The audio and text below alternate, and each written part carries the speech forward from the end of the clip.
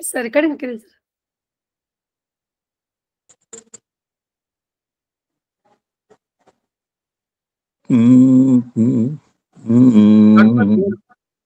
Sir 1 second sir.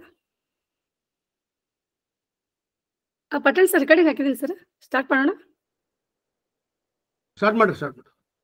Okay.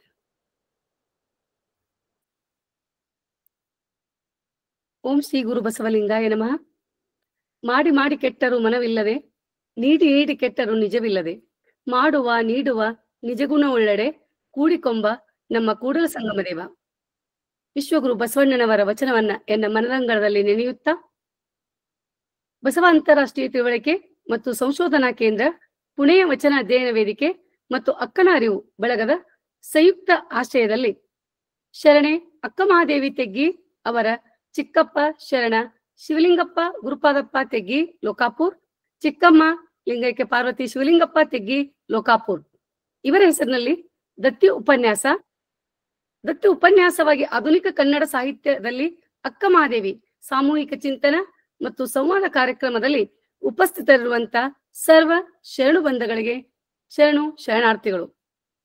ಅದೇ ರೀತಿ ಈ ಒಂದು ಪ್ರತಿ ಶನಿವಾರ ರವಿವಾರ ಗೂಗಲ್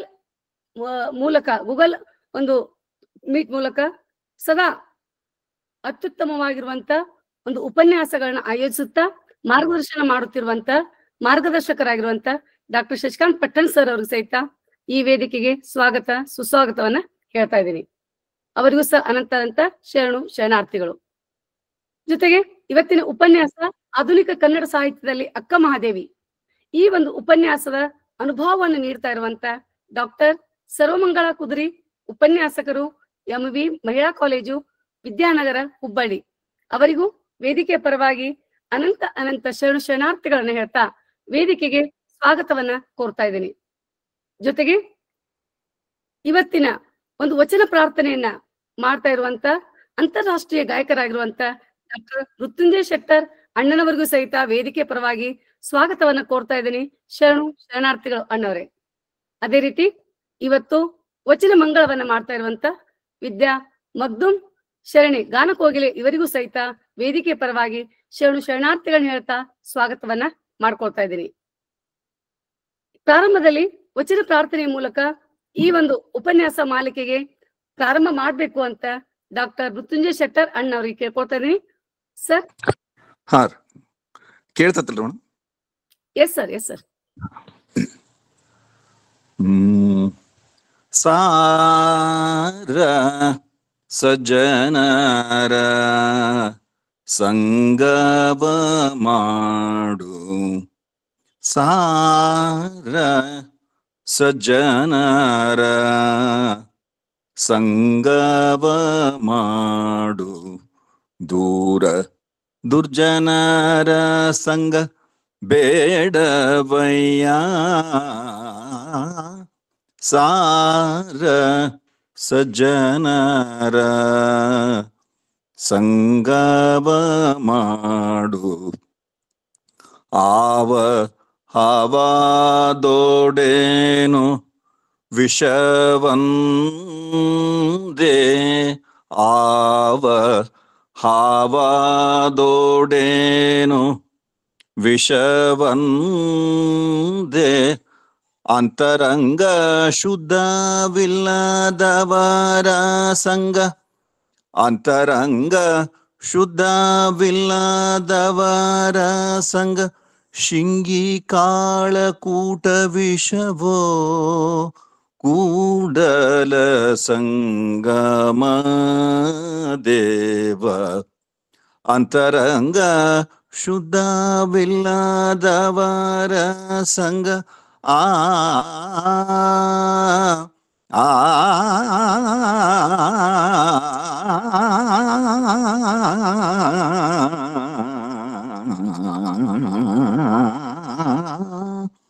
ಅಂತರಂಗ ಶುದ್ಧವಿಲ್ಲದವರ ಸಂಗ, ಶಿಂಗಿ ಕಾಳ ಕೂಟ ವಿಷವೋ, ಕೂಡಲ ಸಂಗಮ ದೇವ, ಸಾರ ಸಜ್ಜನರ ಸಂಗವ ಮಾಡು. ದೂರ ದುರ್ಜನರ ಸಂಗ ಬೇಡವಯ್ಯ. ಸಾರ ಸಜ್ಜನರ ಸಾರ ಸಜ್ಜನರ ಸಾರ ಸಜ್ಜನರ ಸಂಗಮ ಮಾಡು. ಎಲ್ಲರಿಗೂ ಶರಣು ಶರಣಾರ್ಥಿಗಳು. ಶರಣಾರ್ಥಿಗಳನ್ನವರೇ, ಅತ್ಯಂತ ಸುಷ್ಟಾವವಾಗಿ ನಮ್ಮನ್ನೆಲ್ಲ ಭಕ್ತಿ ರೋಗಕ್ಕೆ ಕೊಂಡೊಯ್ದು ವಚನ ಪ್ರಾರ್ಥನೆಯನ್ನ ಮಾಡಿರುವಂತ ಡಾಕ್ಟರ್ ಮೃತ್ಯುಂಜಯ ಶೆಟ್ಟರ್ ಅಣ್ಣವರಿಗೆ ಅನಂತ ಅನಂತ ಶರಣಾರ್ಥಿಗಳನ್ನ ತಿಳಿಸ್ತಾ, ಈಗ ಸ್ವಾಗತ ಹಾಗೂ ಪರಿಚಯ, ಇವತ್ತಿನ ದತ್ತಿ ದಾಸೋಹಿಗಳ ಸ್ವಾಗತವನ್ನ ಹಾಗೂ ಅನುಭಾವಿಗಳ ಸ್ವಾಗತವನ್ನ ಮತ್ತು ಪರಿಚಯವನ್ನ ವೇದಿಕೆಗೆ ಮಾಡಿಕೊಡ್ಲಿಕ್ಕೆ ಅತೀವ ಸಂತೋಷ ಅನಿಸ್ತಾ ಇದೆ. ಪ್ರಾರಂಭದಲ್ಲಿ ಇವತ್ತಿನ ದತ್ತಿ ದಾಸೋಹಿಗಳ ಬಗ್ಗೆ ಹೇಳ್ಬೇಕು ಅಂದ್ರೆ, ಶರಣೆ ಅಕ್ಕಮಾದೇವಿ ತೆಗ್ಗಿ ಅವರು MA MEd ಮಾಡ್ಕೊಂಡು ಒಂದು ಈಗ ನಿವೃತ್ತ ಮುಖ್ಯೋಪಾಧ್ಯಾಯಿನಿ, ಬಾಗಲಕೋಟೆ ಜಿಲ್ಲೆ ಲೋಕಾಪುರದವರು, ಸ್ವಂತ ಊರು. ಸದ್ಯದಲ್ಲಿ 30 ವರ್ಷಗಳಿಂದ ಅವರು ಬೆಳಗಾವಿಯಲ್ಲಿ ವಾಸ ಮಾಡ್ತಿದ್ದು 36 ವರ್ಷ ಅಖಂಡ ಸರ್ಕಾರಿ ಸೇವೆಯನ್ನ ಮಾಡ್ಕೊಂಡು HM ಆಗಿ ಕಾರ್ಯನಿರ್ವಹಿಸಿ ಅನೇಕ ಪ್ರಶಸ್ತಿಗಳಿಗೆ ಭಾಜನರಾಗಿದ್ದನ್ನ ಇಲ್ಲಿ ಹೇಳಲಿಕ್ಕೆ ಸಂತೋಷ ಅನಿಸ್ತಾ ಇದೆ. ರಾಜ್ಯ ಮಟ್ಟದ ಆದರ್ಶ ಶಿಕ್ಷಕಿ, ಜಿಲ್ಲಾ ಮಟ್ಟದ ನಾಗಲೋತ್ತಿ ಮಠ ಪ್ರಶಸ್ತಿ, ಗುರುತಿಲಕ ನಾರಿ ಕುಲಚೇತನ, ಅಷ್ಟೇ ಅಲ್ಲದೆ ಅನೇಕ ಪ್ರಶಸ್ತಿಗಳನ್ನ ತಮ್ಮ ಮುಡಿಗೇರಿಸಿಕೊಂಡಿದ್ದಾರೆ. ಸಮಾಜಮುಖಿಯಾಗಿ ಕಾರ್ಯನಿರ್ವಹಿಸುತ್ತಿರುವಂತ ಮೇಡಮ್ ಅವರು ಲಿಂಗಾಯತ ಸಂಘಟನೆ, ಲೇಖಕಿಯರ ಸ್ಫೂರ್ತಿ ಮಂಡಳಿ, ಲಿಂಗಾಯತ ಮಹಿಳಾ ಸಮಾಜ, ಕದಳಿ ವೇದಿಕೆ, ಕರ್ನಾಟಕ ರಾಜ್ಯ ಮಟ್ಟದ ಮಕ್ಕಳ ಸಾಹಿತ್ಯ ಪರಿಷತ್ತು ಬೆಳಗಾವಿ ಮುಂತಾದ ಅನೇಕ ಸಂಘ ಸಂಸ್ಥೆಗಳಲ್ಲಿ ಸದಸ್ಯತ್ವವನ್ನು ಪಡ್ಕೊಂಡು ಸಕ್ರಿಯವಾಗಿ ಕಾರ್ಯನಿರ್ವಹಿಸ್ತಾ ಇದ್ದಾರೆ. ಜೊತೆಗೆ ಭಾಷಣ, ವಚನ ಚಿಂತನೆ, ನಾಟಕ, ಶರಣರ ಪಾತ್ರ, ಕೋಲಾಟ ಹೀಗೆ ಅನೇಕ ಸಾಂಸ್ಕೃತಿಕ ಚಟುವಟಿಕೆಗಳಲ್ಲಿ ಸಕ್ರಿಯವಾಗಿ ತಮ್ಮನ್ನು ತಾವು ತೊಡಗಿಸಿಕೊಂಡಿದ್ದಾರೆ, ಭಾಗವಹಿಸ್ತಾ ಇದ್ದಾರೆ. ಸಾಕಷ್ಟು ಪ್ರಶಸ್ತಿಗಳನ್ನು ಸಹ ಪಡೆದುಕೊಂಡಿದ್ದಾರೆ. ಯೋಗ, ಧ್ಯಾನ, ಪ್ರಾಣಾಯಾಮ, ಮುದ್ರಾ ತರಬೇತಿ ಹೀಗೆ ಅನೇಕ ತರಬೇತಿಗಳನ್ನು ಸಹ ನೀಡ್ತಾ ಇದ್ದು, ಉಚಿತವಾಗಿ ತರಬೇತಿ ನೀಡುವ ಮೂಲಕ ಮಕ್ಕಳಿಗೆ ಉಚಿತ ಕ್ಲಾಸ್ ಅನ್ನು ಸಹ ತೆಗೆದುಕೊಳ್ತಾ ಇದ್ದಾರೆ. ಅಲ್ಲದೆ ಚುಟುಕು, ಕವನ, ಹನಿಗವನ ಅನೇಕ ಒಂದು ಕಾರ್ಯಕ್ರಮಗಳಲ್ಲಿ ಭಾಗವಹಿಸುವ ಮೂಲಕ ಮನೆಗಳಲ್ಲಿ ವಚನ ಪ್ರಾರ್ಥನೆಯಲ್ಲಿ ಸಹಿತ ಭಾಗವಹಿಸ್ತಾ ಇದ್ದಾರೆ. ಬಸವ ಭಕ್ತರಾಗಿರುವಂತಹ ತೆಗ್ಗಿ ಮೇಡಮ್ ಅವರು ನಮ್ಮ ವೇದಿಕೆಯ ಅಜೀವ ಸದಸ್ಯತ್ವವನ್ನು ಪಡೆದಿದ್ದಲ್ಲದೆ ದತ್ತಿ ದಾಸೋಹಿಗಳ ಸಹಿತ ಆಗಿದ್ದಾರೆ. 2 ದತ್ತಿ ದಾಸೋಹವನ್ನು ಸಹಿತ ಇಟ್ಟಿದ್ದಾರೆ. ಅವರಿಗೆ ವೇದಿಕೆಯ ಪರವಾಗಿ ಅನಂತ ಅನಂತ ಶರಣಾರ್ಥಿಗಳನ್ನ ಹೇಳ್ತಾ, ದಾಸೋಹದ ತಮ್ಮ ಈ ಒಂದು ಕಾರ್ಯ ಎಲ್ಲರಿಗೂ ಮಾದರಿಯ, ಅನುಕರಣೀಯ ಅಂತ ಹೇಳಿ ಅವರಿಗೆ ಧನ್ಯವಾದಗಳನ್ನ ಅರ್ಪಿಸ್ತಾ ಇದ್ದಾರೆ. ಇನ್ನು ಇವತ್ತಿನ ಉಪನ್ಯಾಸಕರ ಬಗ್ಗೆ, ಇವತ್ತಿನ ಉಪನ್ಯಾಸಕರಾಗಿರುವಂತಹ ಡಾಕ್ಟರ್ ಸರ್ವಮಂಗಳ ಕುದ್ರಿಯವರು MA MEd PhD ಯನ್ನ ಪೂರೈಸಿದ್ದು, ಇವರು ಮೂಲತಃ ಹುಬ್ಬಳ್ಳಿಯಲ್ಲಿ ವಾಸ ಮಾಡಿದ್ದು. ತಂದೆ ಸಹಕಾರಿ ಇಲಾಖೆಯಲ್ಲಿ ಅಸಿಸ್ಟೆಂಟ್ ರಿಜಿಸ್ಟರ್, ಪ್ರಾಥಮಿಕ ಶಿಕ್ಷಣವನ್ನ ಸಿರ್ಸಿ, ಚಿಕ್ಕೋಡಿ, ಪ್ರೌಢ ಶಿಕ್ಷಣವನ್ನ ರೋಣ, ಲಕ್ಷ್ಮೇಶ್ವರ, ಪದವಿ ಶಿಕ್ಷಣವನ್ನ ಗದಗ್, ಸ್ನಾತಕೋತ್ತರ MA ಕನ್ನಡವನ್ನ 1994ರಲ್ಲಿ ಕರ್ನಾಟಕ ವಿಶ್ವವಿದ್ಯಾಲಯದಲ್ಲಿ ಪೂರೈಸಿದ್ದು. ತದನಂತರ 2012ರಲ್ಲಿ B.Ed, ನಂತರ ಕರ್ನಾಟಕ ರಾಜ್ಯ ಮಹಿಳಾ ವಿಶ್ವವಿದ್ಯಾಲಯ ವಿಜಾಪುರ್ ಕನ್ನಡ ವಿಭಾಗದ ಪ್ರಾಧ್ಯಾಪಕರಾಗಿರುವಂತಹ ಪ್ರೊಫೆಸರ್ ಡಾಕ್ಟರ್ ವಿಜಯಶ್ರೀ ಸಬ್ರತ್ ಇವರ ಮಾರ್ಗದರ್ಶನದಲ್ಲಿ ಆಧುನಿಕ ಕನ್ನಡ ಸಾಹಿತ್ಯದಲ್ಲಿ ಅಕ್ಕಮಹಾದೇವಿ ಒಂದು ಅಧ್ಯಯನ, ಈ ಮಹಾಪ್ರಬಂಧವನ್ನ ವಿಶ್ವವಿದ್ಯಾಲಯದಿಂದ ಪ್ರಥಮ ಒಂದು PhD ಬಂದು ಹೆಗ್ಗಳಿಕೆಗೆ ಪಾತ್ರರಾಗಿದ್ದಾರೆ. ಇತಿಹಾಸದ ಪುಟದಲ್ಲಿ ಮೈಲಿಗಲ್ಲಿನ ಸಾಧನೆಯನ್ನ ಮಾಡಿದ್ದಾರೆ. ಜೊತೆಗೆ ದಿನಪತ್ರಿಕೆ, ಸಾಹಿತ್ಯ ಪುಸ್ತಕ ಹಾಗೂ ನಿಯತಕಾಲಿಕ ವಿಶೇಷ ಅಂಕಣಗಳಲ್ಲಿ ಸ್ಮರಣ ಸಂಚಿಕೆಯಲ್ಲಿ 25 ಲೇಖನ, ಕಾವ್ಯ ಪ್ರಕಟಣೆ ಹಾಗೂ ಸಾಹಿತ್ಯ ಸಂಪಾದನೆಯನ್ನ ಮಾಡಿದ್ದಾರೆ. ಅಲ್ಲದೆ ಅಖಿಲ ಭಾರತೀಯ ವಿದ್ಯಾರ್ಥಿ ಪರಿಷತ್ನ ಉಪಾಧ್ಯಕ್ಷರಾಗಿ 2006ರಿಂದ ಮತ್ತು 2014-15ರವರೆಗೆ, ಜನಪದ ಸಾಹಿತ್ಯದ ಪರಿಷತ್ ತಾಲೂಕಿನ ಘಟಕ ಸದಸ್ಯರು, ಕರ್ನಾಟಕ ಸಾಹಿತ್ಯ ಪರಿಷತ್ನ ಅಜೀವ ಸದಸ್ಯರು, ಬಸವ ಕೇಂದ್ರ ಹುಬ್ಬಳ್ಳಿಯ ಅಜೀವ ಸದಸ್ಯರು, ಡಾಕ್ಟರ್ MM ಕಲಬುರ್ಗಿ ಚಿಂತನ ವೇದಿಕೆ ಗೌರವ ಸದಸ್ಯರು ಸಹ ಆಗಿದ್ದಾರೆ. ಅಲ್ಲದೆ ಅನೇಕ ಪ್ರಶಸ್ತಿಗಳು ಸಹಿತ ಇವರ ಮುಡಿಗೇರಿವೆ. ಅದರಲ್ಲಿ ಕೆಲವೊಂದನ್ನ ಉದಾಹರಿಸಬೇಕಂದ್ರೆ, ಸ್ಟೇಟ್ ಬ್ಯಾಂಕ್ ಆಫ್ ಇಂಡಿಯಾ ಹಾಗೂ ಮಹಿಳಾ ವಿದ್ಯಾಪೀಠ ಹುಬ್ಬಳ್ಳಿಯ ಸಹಯೋಗದಲ್ಲಿ 2008ರಲ್ಲಿ ಆದರ್ಶ ಶಿಕ್ಷಕಿ ಪ್ರಶಸ್ತಿಯನ್ನ ಪಡೆದಿದ್ದಾರೆ. ಅಲ್ಲದೆ ಚಿತ್ರದುರ್ಗದ ಬಸವ ಕೇಂದ್ರದಿಂದ ಕರ್ನಾಟಕ ರಾಜ್ಯದಲ್ಲಿ ನಡೆಸುವಂತ ವಿದ್ಯಾರ್ಥಿಗಳ ವ್ಯಕ್ತಿತ್ವ ವಿಕಸನಕ್ಕೆ ವಚನ ಕಮ್ಮಟ ಪರೀಕ್ಷೆ ನಡೆಸಲಿಕ್ಕೆ ಸಂಯೋಜಕರಾಗಿ ಪ್ರೋತ್ಸಾಹ ಹಾಗೂ ರಾಜ್ಯಕ್ಕೆ ರ್ಯಾಂಕ್ ಪಡೆಯಲು ವಿದ್ಯಾರ್ಥಿಗಳಿಗೆ ತರಬೇತಿಯನ್ನ ನೀಡಿ 2007-8ರಲ್ಲಿ ಬಸವಜ್ಯೋತಿಯನ್ನ, 8-9ರಲ್ಲಿ ಶರಣಚೇತನವನ್ನ, 9-10ರಲ್ಲಿ ಬಸವಚೇತನವನ್ನ, 10-11ರಲ್ಲಿ ಶಿಕ್ಷಕ ರತ್ನವನ್ನ, 2012-12ರಲ್ಲಿ 13ರಲ್ಲಿ ಶಿಕ್ಷಣ ಪ್ರೇಮಿ ಎಂಬ ಪ್ರಶಸ್ತಿಯನ್ನ ನೀಡಿ ಅವರಿಗೆ ಗೌರವಿಸಿದ್ದಾರೆ. 21-4-2015ರಲ್ಲಿ ಅಖಿಲ ಕರ್ನಾಟಕ ಬಸವ ಬಳಗ ಹುಬ್ಬಳ್ಳಿ ವತಿಯಿಂದ ಬಸವ ಜಯಂತಿ ಅಂಗವಾಗಿ ವೃತ್ತಿ ರಂಗದಲ್ಲಿ ಅತ್ಯುತ್ತಮ ಸೇವೆ ಸಲ್ಲಿಸಿದ್ದಕ್ಕಾಗಿ ಬಸವ ಪ್ರಶಸ್ತಿಯ ನೀಡಿ ಗೌರವಿಸಿದ್ದಾರೆ. ಅಲ್ಲದೆ ಅನೇಕ ವಿಚಾರ ಸಂಕಿರಣದಲ್ಲಿ ಭಾಗವಹಿಸಿದ್ದು, ಅಂತಾರಾಷ್ಟ್ರೀಯ, ರಾಷ್ಟ್ರೀಯ, ರಾಜ್ಯ ಮಟ್ಟದಲ್ಲಿ ವಿಚಾರ ಸಂಕಿರಣದಲ್ಲಿ ಭಾಗವಹಿಸಿ ವಿಷಯ ಮಂಡನೆಯನ್ನು ಸಹ ಮಾಡಿದ್ದಾರೆ. ಪ್ರಮುಖವಾದವುಗಳನ್ನು ಹೆಸರಿಸಬೇಕಂದ್ರೆ ಸಮಾಜದ ಮಹಿಳೆಯರ ಪರಿಣಾಮ ಎಂಬ ವಿಷಯದ ಕುರಿತು ಕೆಎಲ್ಇ ಮಹಿಳಾ ಕಲಾ ಮತ್ತು ವಾಣಿಜ್ಯ ಕಾಲೇಜ್ ಗದಗ್ ಇವರು 4 ಅಕ್ಟೋಬರ್ 2008ರಲ್ಲಿ ರಾಷ್ಟ್ರ ಮಟ್ಟದಲ್ಲಿ ವಿಚಾರ ಸಂಕಿರಣವನ್ನು ಮಾಡಿದ್ದಾರೆ. ಅಖಿಲ ಭಾರತೀಯ ವಿದ್ಯಾರ್ಥಿ ಪರಿಷತ್ ಕರ್ನಾಟಕ ನಡೆಸಿರುವಂತ 1 ದಿನದ ವಿಚಾರ ಸಂಕಿರಣ ಅಲ್ಲಿಯೂ ಭಾಗವಹಿಸಿದ್ದಾರೆ. ಜೊತೆಗೆ trends and challenges before women in the new millennium ಎಂಬ ವಿಷಯದ ಕುರಿತು ಜಗದ್ಗುರು 3000 ಮಠ ಕಲಾ ಹಾಗೂ ವಾಣಿಜ್ಯ ಮಹಿಳಾ ವಿದ್ಯಾಲಯ ಹುಬ್ಬಳ್ಳಿ ಇವರು 21 ಮಾರ್ಚ್ 2006ರಂದು ನಡೆಸಿದಂತ 1 ದಿನದ ಪ್ರಾದೇಶಿಕ ವಿಚಾರ ಸಂಕಿರಣದಲ್ಲಿ ಸಂಪನ್ಮೂಲ ವ್ಯಕ್ತಿಯಾಗಿ ಸಹ ಭಾಗವಹಿಸಿದ್ದಾರೆ. ಮಹಿಳಾ ಸಾಧಿಕೆಯರು ಅನ್ನೋ ಒಂದು ವಿಷಯದ ಮೇಲೆ ಕರ್ನಾಟಕ ರಾಜ್ಯ ಮಹಿಳಾ ವಿಶ್ವವಿದ್ಯಾಲಯ ವಿಜಯಪುರ 2010ರಲ್ಲಿ ಅಂತಾರಾಷ್ಟ್ರೀಯ ವಿಚಾರ ಸಂಕಿರಣದಲ್ಲಿ ಭಾಗವಹಿಸಿದರೆ, ಕರ್ನಾಟಕ ಸಾಹಿತ್ಯದಲ್ಲಿ ಸ್ತ್ರೀ ಸಂವೇದನೆ 1 ದಿನದ ರಾಜ್ಯ ಮಟ್ಟದ ವಿಚಾರ ಸಂಕಿರಣ ಕಲಾ ಹಾಗೂ ವಾಣಿಜ್ಯ ಮಹಿಳಾ ಮಹಾವಿದ್ಯಾಲಯ ವಿಜಯಪುರ ಇಲ್ಲಿ ಭಾಗವಹಿಸಿ ವಿಷಯ ಮಂಡನೆಯನ್ನ ಮಾಡಿದ್ದಾರೆ. ಅಂಜುಮನ್ ಎ ಇಸ್ಲಾಂ ಸಂಸ್ಥೆ ನೆಹರು ಕಲಾ ವಿಜ್ಞಾನ ವಾಣಿಜ್ಯ ಹಾಗೂ ಸ್ನಾತಕೋತ್ತರ ಕೇಂದ್ರದ ಸುವರ್ಣ ಮಹೋತ್ಸವದ ಅಂಗವಾಗಿ ಆಧುನಿಕೋತ್ತರ ಕನ್ನಡ ಮಹಿಳಾ ಸಾಹಿತ್ಯ ಹೊಸ ನೆಲೆಗಳ ಶೋಧ ಎಂಬ ರಾಷ್ಟ್ರೀಯ ವಿಚಾರ ಸಂಕಿರಣದಲ್ಲಿ 22, 23 ಮತ್ತು 2015ರಂದು ವಿಷಯ ಮಂಡನೆಯನ್ನ ಮಾಡಿದ್ದಾರೆ. ಅದರೊಂದಿಗೆ ಪ್ರಮುಖವಾಗಿ ಧಾರವಾಡ ಜಿಲ್ಲಾ ಕನ್ನಡ ಉಪನ್ಯಾಸಕರ ಸಂಘದ ಕಾರ್ಯ ಒಂದು ವರ್ಕ್ಶಾಪ್ ದಲ್ಲಿ ಸಹಿತ ಸಂಪನ್ಮೂಲ ವ್ಯಕ್ತಿಯಾಗಿ ಭಾಗವಹಿಸಿದ್ದಾರೆ. 15 ವರ್ಷದ ಪದವಿ ಮಹಾವಿದ್ಯಾಲಯದಲ್ಲಿ ಸೇವೆಯನ್ನು ಮಾಡಿ 20 ವರ್ಷ PUC ಕಾಲೇಜ್ನಲ್ಲಿ ಸೇವೆಯನ್ನು ಮಾಡಿದ್ದಾರೆ. 2017ರಲ್ಲಿ ಕರ್ನಾಟಕ ಸರ್ಕಾರ ಪದವಿ ಪೂರ್ಣ ಶಿಕ್ಷಣ ಇಲಾಖೆ ಧಾರವಾಡ ಜಿಲ್ಲೆಯಿಂದ ಅತ್ಯುತ್ತಮ ಉಪನ್ಯಾಸಕಿ ಅನ್ನೋ ಪ್ರಶಸ್ತಿಯನ್ನು ಸಹಿತ ಮುಡಿಗೇರಿಸಿಕೊಂಡಿದ್ದಾರೆ.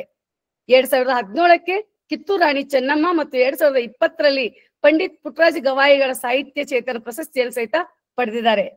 2022ರಲ್ಲಿ ರೋಟರಿ ಕ್ಲಬ್ ದಿಂದ ಅತ್ಯುತ್ತಮ ಉಪನ್ಯಾಸಕಿ, 2022ರಲ್ಲಿ ಚೇತನ್ ಕೊರ್ವಿ MBA ಸಂಸ್ಥೆಯಿಂದ ಅತ್ಯುತ್ತಮ ಉಪನ್ಯಾಸಕ ಪ್ರಶಸ್ತಿ, 2025 ಸೆಪ್ಟೆಂಬರ್ದಲ್ಲಿ ರೋಟರಿ ಕ್ಲಬ್ ಇಲಾಖೆ ವತಿಯಿಂದ ಅತ್ಯುತ್ತಮ ಉಪನ್ಯಾಸಕರು, ಹೀಗೆ ಅನೇಕ ಪ್ರಶಸ್ತಿಯನ್ನ ಮುಡಿಗೇರಿಸಿಕೊಂಡಿರುವಂತ ಕುದ್ರಿ ಮೇಡಮ್ ಅವರು ಇವತ್ತು ಉಪನ್ಯಾಸಕರಾಗಿ ಡಾಕ್ಟರ್ ಸರ್ವಮಂಗಳ ಕುದ್ರಿ ಅವರು ಉಪನ್ಯಾಸಕರಾಗಿ ಒಪ್ಪಿಕೊಂಡಿರೋದು ನಮಗೆಲ್ಲ ಅತೀವ ಸಂತೋಷವಾಗಿದೆ. ಮೇಡಮ್, ತಾವು ಇವತ್ತಿನ ಉಪನ್ಯಾಸ ಈಗಾಗಲೇ ಹೇಳಿದಾಗೆ ತಮ್ಮ PhD ಒಂದು ಗ್ರಂಥವೇ ಆಗಿರೋದ್ರಿಂದ ಅತ್ಯಂತ ಆಳವಾಗಿರುವಂತಹ ತಮ್ಮ ಅಧ್ಯಯನದ ವಿಷಯವನ್ನ ನಮ್ಮೆಲ್ಲರಿಗೂ ಇವತ್ತು ಉಪನ್ಯಾಸದ ಮೂಲಕ ಉಣಬಡಿಸ್ತೀರಿ ಅಂತ ಆಶಿಸ್ತಾ, ತಮಗಾಗಿ ವೇದಿಕೆ ಒಂದು ಚಿಕ್ಕ ಕಿರುಪರಿಚಯವನ್ನ ನನಗೆ ಮಾಡ್ಲಿಕ್ಕೆ ಅವಕಾಶ ಇಟ್ಟಂತ ಎಲ್ಲ ಶರಣು ಬಂಧುಗಳಿಗೆ ಶರಣಾರ್ಥಿಗಳನ್ನ ಹೇಳ್ತಾ, ಯಾಕಂದ್ರೆ ಮೇಡಮ್ ಅವ್ರದ್ದು ನಾನು ನೋಡ್ತಾ ಹೋದ್ರೆ ತುಂಬಾ ಸಾಕಷ್ಟು ಇನ್ನೂ ಇತ್ತು, ಆದ್ರೆ ವೇಳೆಯ ಅಭಾವದಿಂದಾಗಿ ನಾನು ಸಂಕ್ಷಿಪ್ತವಾಗಿ ಮಾಡಿದ್ದೀನಿ, ಕ್ಷಮಿಸಿ. ಮೇಡಮ್, ತಮಗೆ ವೇದಿಕೆಗೆ ಒಂದು ಆಹ್ವಾನ ಕೊಡ್ತಾ ಇದ್ದೀನಿ. 1 ಗಂಟೆಯಿಂದ 1 ಗಂಟೆ 15 ನಿಮಿಷದವರೆಗೆ ತಮ್ಮ ಉಪನ್ಯಾಸ ಇರುತ್ತೆ. ತದನಂತರ ಸಂವಾದ ಕಾರ್ಯಕ್ರಮ ಇರುತ್ತೆ. ತಮಗಾಗಿ ವೇದಿಕೆ. ಧನ್ಯವಾದಗಳು ಸರ್. ಧನ್ಯವಾದಗಳು ಮೇಡಮ್.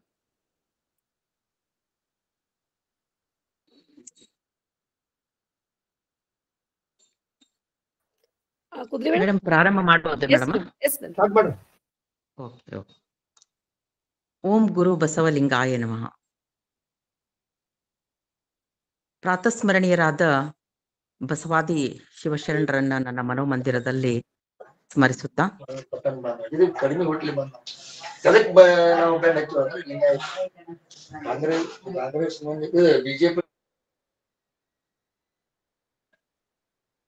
ಕಂಟಿನ್ಯೂ ಮಾಡಿ ಮೇಡಮ್, ಕಂಟಿನ್ಯೂ ಮಾಡಿ. ಮೇಡಮ್, ಏನೋ ವಾಯ್ಸ್ ಕೇಳ್ತಾ ಇದೆ.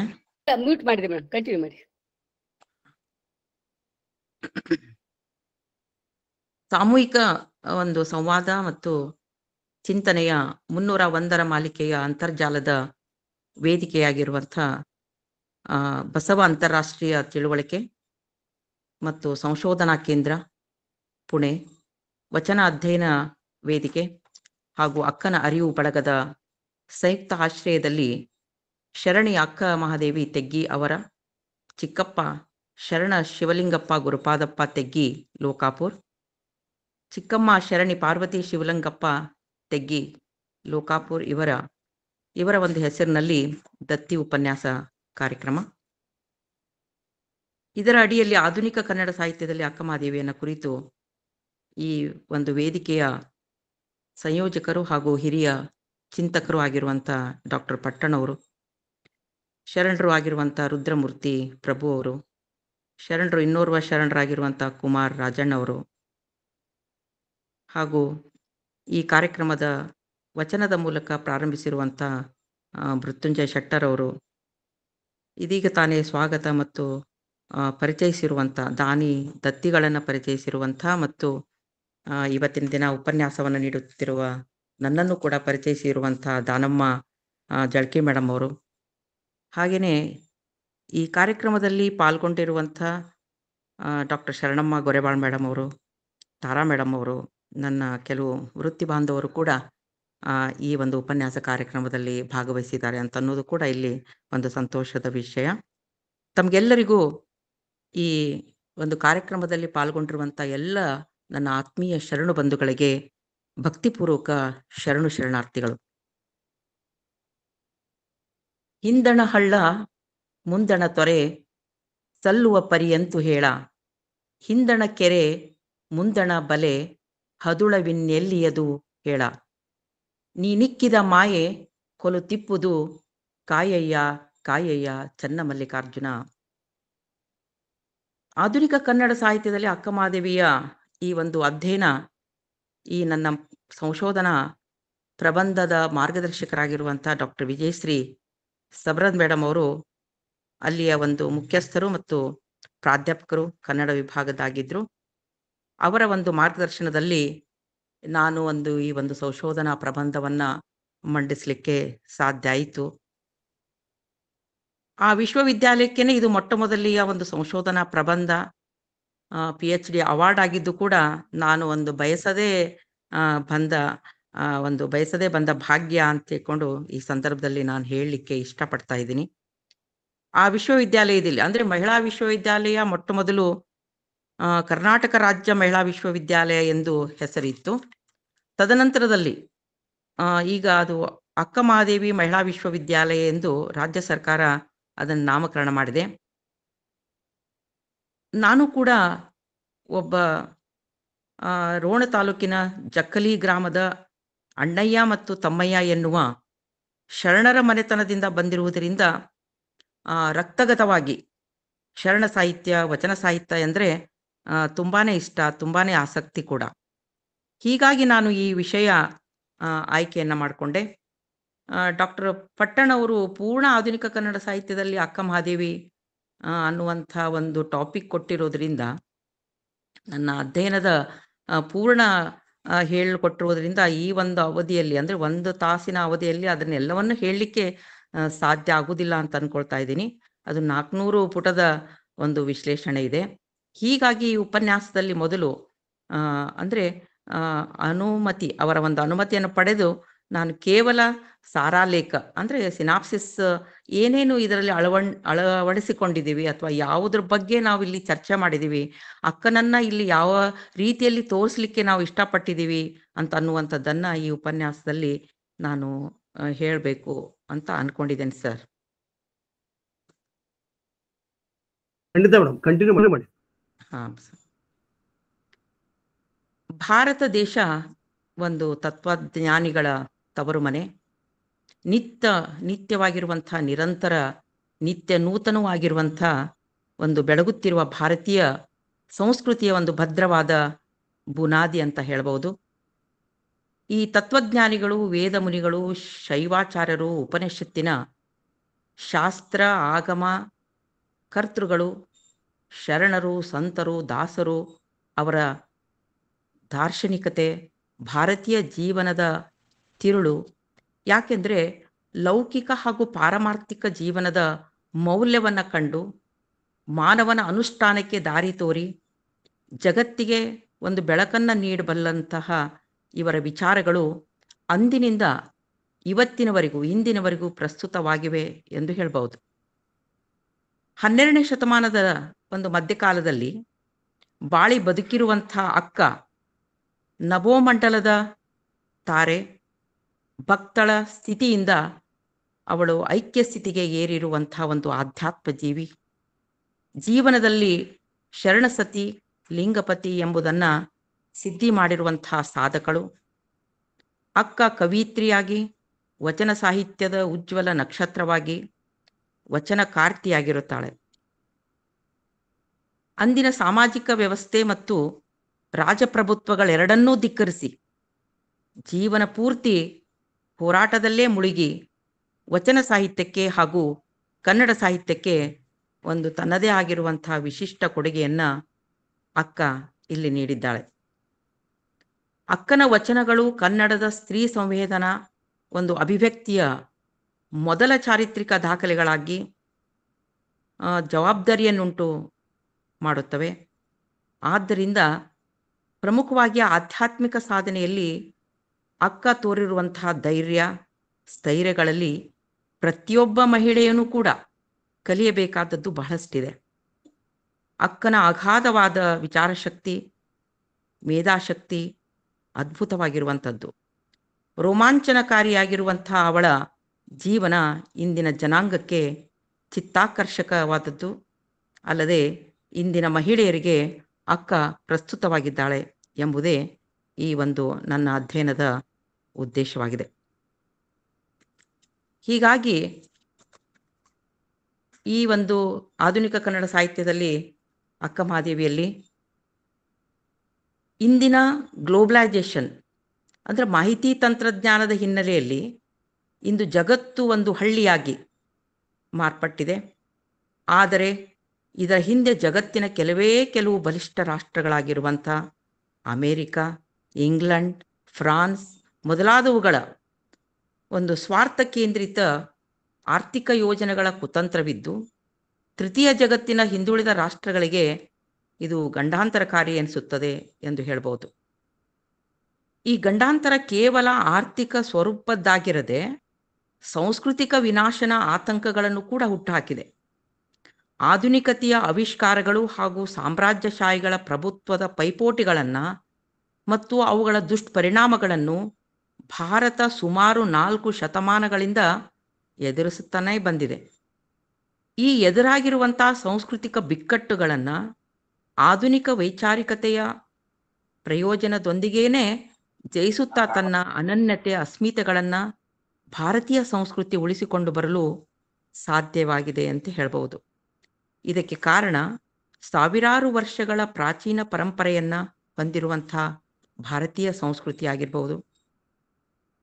ಒಳಗೆ ಇರುವ ಅಂತರ ವಿರೋಧಗಳೊಂದಿಗೆ ನಿರಂತರ ನಡೆಸುತ್ತಾ ಬಂದಿರುವ ಹೋರಾಟ, ವೈವಿಧ್ಯಪೂರ್ಣ ಸಂಸ್ಕೃತಿಗಳು, ಸಂಘರ್ಷ, ಸಾಮರಸ್ಯ ಸಾಗಿ ಬಂದಿದ್ದರೂ ಜಾಗತೀಕರಣಕ್ಕಿಂತಲೂ ಸೂಕ್ಷ್ಮ ಹಾಗೂ ಅಪಾಯಕಾರಿ ಎನಿಸಿದ ಜಾತಿ ವ್ಯವಸ್ಥೆಯನ್ನಾಧರಿಸಿದ ಪುರೋಹಿತ ಶಾಹಿಯ ಶೋಷಣೆಯನ್ನು ಕೆಳ ಸಮುದಾಯಗಳು ಎದುರಿಸುವಲ್ಲಿ ವೇದ ಉಪನಿಷತ್ತುಗಳ ಕಾಲದಿಂದಲೂ ಈ ಪ್ರಯತ್ನ ನಡೆಯುತ್ತಲೇ ಬಂದಿದೆ ಎಂದು ಹೇಳಬಹುದು. ಯಾಕೆಂತಂದರೆ ಕರ್ನಾಟಕದಲ್ಲಿ 12ನೇ ಶತಮಾನದಲ್ಲಿ ನಡೆದಿರುವಂಥ ಶರಣ ಚಳುವಳಿ ತೀವ್ರ ಹಾಗೂ ಒಂದು ಸಮಗ್ರ ಸ್ವರೂಪದ ಮಾದರಿಯಾಗಿ ಕರ್ನಾಟಕದ ಸಾಂಸ್ಕೃತಿಕ ಚರಿತ್ರೆಯನ್ನು ರೂಪಿಸುವಲ್ಲಿ ಒಂದು ಮಹತ್ವದ ಪಾತ್ರವನ್ನು ವಹಿಸುತ್ತಾ ಬಂದಿದೆ. ಜಾತಿ ಕಾರಣದ ಅಮಾನವೀಯ ನೆಲೆಯ ನಡೆಯೇ ಒಂದು ಸ್ತ್ರೀ ಶೋಷಣೆಯ ಇನ್ನೊಂದು ಮಗ್ಗಲು ಅಂತ ಹೇಳ್ಬೋದು. ಪ್ರಾಚೀನ ಕಾಲದಿಂದಲೂ ಮಾನವ ಒಂದು ಸಮುದಾಯದ ಒಂದು ಸಮಾನತೆಯ ಆದರ್ಶಕ್ಕೆ ಕಂಟಕವಾಗುತ್ತಲೇ ಬಂದಿದೆ. ಇಂತಹ ಎಲ್ಲ ಬಗೆಯ ಪ್ರತಿಗಾಮಿ ನೆಲೆಗಳೊಂದಿಗೆ ಪೂರ್ಣ ಪ್ರಮಾಣದ ಹೋರಾಟ ಸಾಧ್ಯವಾದದ್ದು ಈ ವಚನ ಚಳುವಳಿಯ ವೈಶಿಷ್ಟ್ಯ. ಭಾರತೀಯ ಚರಿತ್ರೆಯಲ್ಲಿ ವೈದಿಕ ಕಾಲದಿಂದ ಮುಂದಿನ ಅವಧಿಯಲ್ಲಿ ಸಂಸ್ಕೃತ ಸಾಹಿತ್ಯದಲ್ಲಿ ಕೆಲವು ಮಹಾದಾನಿಗಳನ್ನು ಕಾಣಬಹುದು. ಆದರೆ ಕನ್ನಡ ಸಾಹಿತ್ಯ ಸಂಸ್ಕೃತಿಗೆ ಸಂಬಂಧಪಟ್ಟಂತೆ ಕಂತಿ ಎಂಬುವಳು ಕಂತಿ ಹಂಪನ ಸಮಸ್ಯೆಗಳು ಎಂಬ ಕೃತಿಯನ್ನು 11ನೇ ಶತಮಾನದಲ್ಲಿ ರಚಿಸಿದ್ದು ಅವಳೇ ಕನ್ನಡದ ಮೊದಲ ಕವಿತ್ರಿ ಎನಿಸಿದ್ದಾಳೆ. ಆದರೆ ಅವಳ ಒಂದು ಚಾರಿತ್ರಿಕ ಅಸ್ತಿತ್ವವೇ ಪ್ರಶ್ನಾರ್ಹವಾಗಿದೆ. ಯಾಕೆಂದರೆ ಕಂತಿಯ ಚಾರಿತ್ರಿಕ ಅಸ್ತಿತ್ವ ಸಾಬೀತಾದರೂ ಕೂಡ ಅವಳನ್ನು ಕನ್ನಡದ ಆದಿಕವಿತ್ರಿ ಎಂದು ಪ್ರತಿಷ್ಠಾಪಿಸುವಂಥ ಮೌಲಿಕ ಗ್ರಂಥ ಅವಳದಲ್ಲ ಎಂಬುದು ಇಲ್ಲಿ ಗಮನಾರ್ಹವಾದಂತಹ ಒಂದು ಸಂಗತಿ. ಈ ಹಿನ್ನೆಲೆಯಲ್ಲಿ ಕನ್ನಡ ಆದಿಕವಿತ್ರಿ ಎಂಬ ಗೌರವಕ್ಕೆ ಪಾತ್ರರಾಗಬಲ್ಲ ಮತ್ತು ಪುರುಷ ಸಮಾನ ಅಥವಾ ಕೆಲವು ವಿಷಯಗಳಲ್ಲಿ ಪುರುಷನನ್ನು ಮೀರಿಸುವ ಸತ್ವಶಕ್ತಿಗಳಿಂದ ಕೂಡಿದ ವ್ಯಕ್ತಿತ್ವ ಹಾಗೂ ರಚನೆಗಳು ಅಕ್ಕಮಹಾದೇವಿಯಿಂದ ಮೂಡಿದೆ ಎಂಬುದನ್ನು ಕನ್ನಡ ಕಾವ್ಯ ಪರಂಪರೆ ಅಂಗೀಕರಿಸಿದೆ ಮತ್ತು ಒಪ್ಪಿಕೊಂಡಿದೆ. ಈ ಹಿನ್ನೆಲೆಯೊಳಗ ಧಾರ್ಮಿಕ ಹಾಗೂ ಸಾಮಾಜಿಕ ಸ್ವತಂತ್ರ ಸಮಾನತೆಗಳನ್ನು ಮಹಿಳೆಗೆ ನಿರಾಕರಿಸುತ್ತಲೇ ಬಂದ ಚರಿತ್ರೆಯ ಹಿನ್ನೆಲೆಯಲ್ಲಿ ವಚನ ಚಳುವಳಿಯ ಸಂದರ್ಭದಲ್ಲಿ ಸ್ತ್ರೀಯರು ಧಾರ್ಮಿಕ ಮತ್ತು ಆಧ್ಯಾತ್ಮಿಕ ಸಾಧನೆಗೆ ತೊಡಗುವಲ್ಲಿ ತಮ್ಮ ವಿಶಿಷ್ಟ ಅನುಭವಗಳನ್ನು ಅಭಿವ್ಯಕ್ತಿಸಲು ಸೂಕ್ಷ್ಮವಾದ ವಾತಾವರಣವನ್ನು ಬಸವಾದಿ ಪ್ರಮುಖರು ರೂಪಿಸಿದರು ಎಂದು ಹೇಳ್ಬೋದು. ಹೀಗಾಗಿ 33 ಜನ ವಚನಕಾರ್ತಿಯರು ವಚನಗಳನ್ನು ರಚಿಸಿರುವುದು ಮುಂದಿನ ಸ್ತ್ರೀ ವಿಮೋಚನಾ ಹೋರಾಟಕ್ಕೆ ಅದು ಮಹತ್ವದ ಒಂದು ಪ್ರೇರಣೆಯಾಯಿತು. ಮುಕ್ತಾಯಕ್ಕ, ನೀಲಾಂಬಿಕೆ, ಗಂಗಾಂಬಿಕೆ, ಲಕ್ಕಮ್ಮ, ರಾಯಮ್ಮ, ಸಂಕವ್ವ ಮೊದಲಾದ ಭಿನ್ನ ಜಾತಿ ವರ್ಗಗಳ ಹಿನ್ನೆಲೆಯ ಒಂದು ವಚನಕಾರ್ತಿಯರು ವಚನಗಳನ್ನು ಬರೆದಿದ್ದಾರೆ. ಅಲ್ಲದೆ ವಚನ ಬರೆಯದಿದ್ದರೂ ಅವರು ಎಲ್ಲರೂ ಶಿವಶರಣೆಯರಾಗಿ ಆ ಕಾಲದ ಬೌದ್ಧಿಕ ಚರ್ಚೆ ಹಾಗೂ ಆಧ್ಯಾತ್ಮಿಕ ಸಾಧನೆಗಳಲ್ಲಿ ತೊಡಗಿದವರ ಒಂದು ಸಂಖ್ಯೆ ವಿಫಲವಾಗಿತ್ತೆಂದು ಅಲ್ಲಿ ತಿಳಿದು ಬರ್ತಾ ಇದೆ. ಇವರೆಲ್ಲರಿಗೆ ಹಾಗೂ ಮುಂದಿನ ಕಾಲಘಟ್ಟದಲ್ಲಿ ಮಹಿಳಾ ಜಾಗೃತಿಯ ಪ್ರೇರಕ ಶಕ್ತಿಯಾಗಿರುವವಳು ಅಕ್ಕಮಹಾದೇವಿ. ಅವಳನ್ನು ಕುರಿತು ಆ ಕಾಲದ ಅನೇಕ ಕಾವ್ಯಗಳ ಸೃಷ್ಟಿಯಾಗಿವೆ.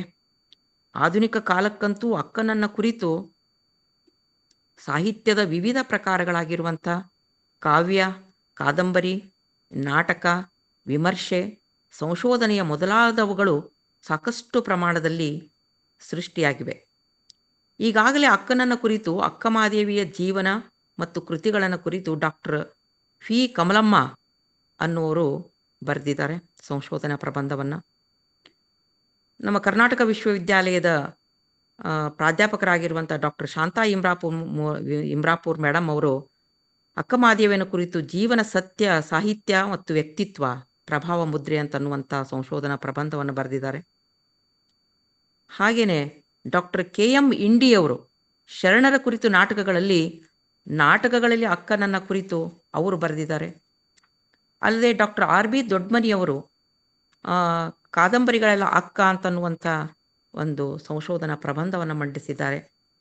ಶ್ರೀಮತಿ ವೀಣಾ ಬನ್ನಂಜೆಯವರು ಅಕ್ಕಮಹಾದೇವಿಯ ದ್ವೈತ ಎಂಬ ಹೆಸರಿನಲ್ಲಿ MPhil ಮಾಡಿದ್ದಾರೆ. ಇತರ ಶರಣರ ಕುರಿತಾದ ಸಂಶೋಧನಾ ಕೃತಿಗಳಲ್ಲಿ ಆ ಅಕ್ಕನ ಕುರಿತಾಗಿರುವಂಥ ಅಧ್ಯಯನದ ಭಾಗಗಳು ಸೇರ್ಪಡೆಯಾದದ್ದು ಇದೆ. ಇಷ್ಟೆಲ್ಲ ಅಧ್ಯಯನಗಳ ಒಂದು ನಂತರದಲ್ಲಿಯೂ ಅಕ್ಕನ ಜೀವನ ಕೃತಿಗಳು ಹಾಗೂ ಅವುಗಳನ್ನು ಅವಲಂಬಿಸಿ ರಚಿತವಾಗಿರುವಂಥ ಒಂದು ಕೃತಿಗಳು ಅಧ್ಯಯನಕ್ಕೆ ಒಂದು ವ್ಯಾಪಕ ಸೂಕ್ಷ್ಮ ಆಗಿರುವಂಥ ಅವಕಾಶಗಳು ಕೂಡ ಸಾಕಷ್ಟಿವೆ.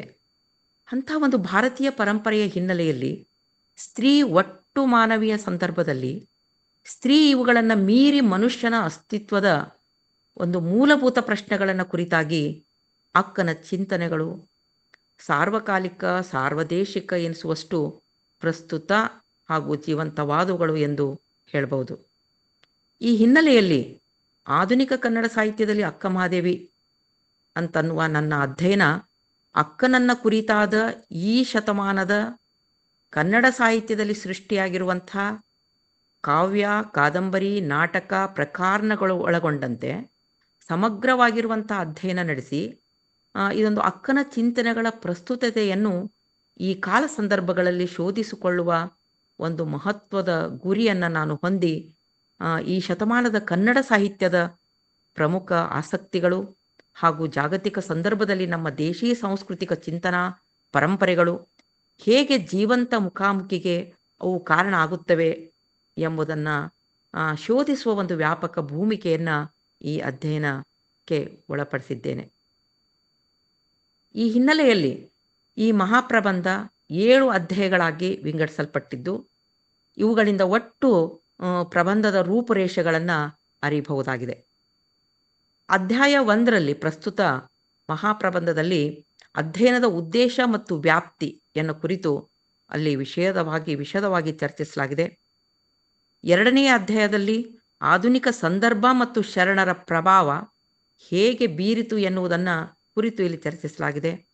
ಅಲ್ಲದೆ ಕನ್ನಡ ಸಾಹಿತ್ಯ ಪರಂಪರೆಯ ಉದ್ದಕ್ಕೂ ಶರಣ ಚಳುವಳಿ ಹಾಗೂ ಶರಣರ ಪ್ರಭಾವ ಹೇಗೆ ಸೃಜನಶೀಲವಾಗಿ ಹಾಗೂ ಅದು ಸಾಮಾಜಿಕ ಜೀವನ ಕ್ರಮಗಳಲ್ಲಿ ಹೇಗೆ ಕಾಣಿಸ್ಕೊಳ್ತಾ ಬಂದಿದೆ ಎಂಬುದನ್ನು ಕೂಡ ಗುರುತಿಸಿಕೊಂಡು ಆಧುನಿಕ ಸಂದರ್ಭಗಳಾದ ನವೋದಯ, ಪ್ರಗತಿಶೀಲ, ನವ್ಯ, ದಲಿತ ಬಂಡಾಯ, ಬಂಡಾಯೋತ್ತರ ಕಾಲಗಳ ಒಂದು ಕವಿಗಳ ಮೇಲೆ ದಟ್ಟ ಪ್ರಭಾವ ಬೀರಿರುವುದನ್ನು ನಾವು ಇಲ್ಲಿ ಕಾಣ್ತಾ ಇದ್ದೀವಿ.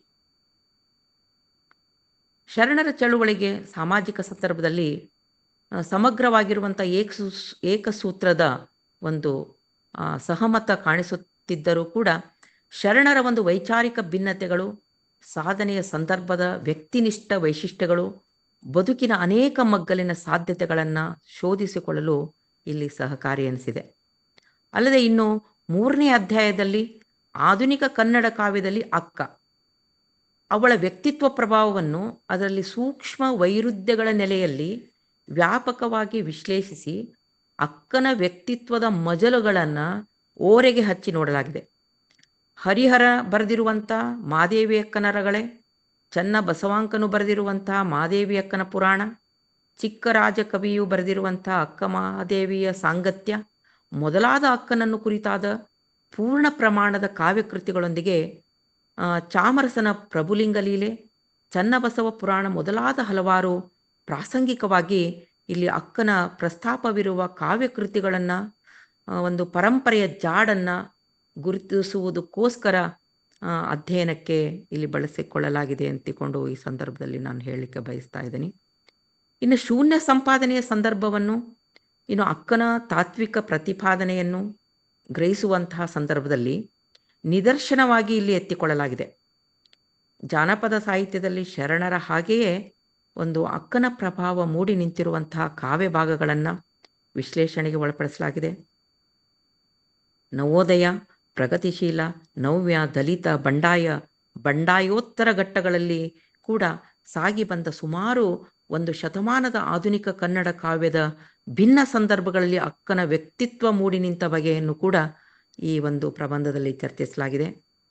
ಅಕ್ಕನ ವ್ಯಕ್ತಿತ್ವ ಎಷ್ಟು ಬಗೆಯ ಸಂವಾದ ವಾಗ್ವಾದಗಳಿಗೆ ಕಾರಣವಾಗಿದೆ ಎಂಬುದನ್ನು ಈ ಅವಧಿಯ ಕಾವ್ಯಕೃತಿಗಳ ನಿದರ್ಶನಗಳಲ್ಲಿ ಗುರುತಿಸಿ ಯಾವುದು ಪ್ರಸ್ತುತ ಹಾಗೂ ಅಕ್ಕನ ವ್ಯಕ್ತಿತ್ವದ ಹಿನ್ನೆಲೆಯಲ್ಲಿ ಸೂಕ್ತ ಎಂಬ ಒಂದು ಖಚಿತ ತೀರ್ಮಾನಕ್ಕೆ ನಮ್ಮ ಸಂಶೋಧನೆ ತಲುಪಿದೆ ಅಂತಿಕೊಂಡು ಹೇಳಲಿಕ್ಕೆ ನಾನು ಇಷ್ಟಪಡ್ತಾ ಇದ್ದೀನಿ.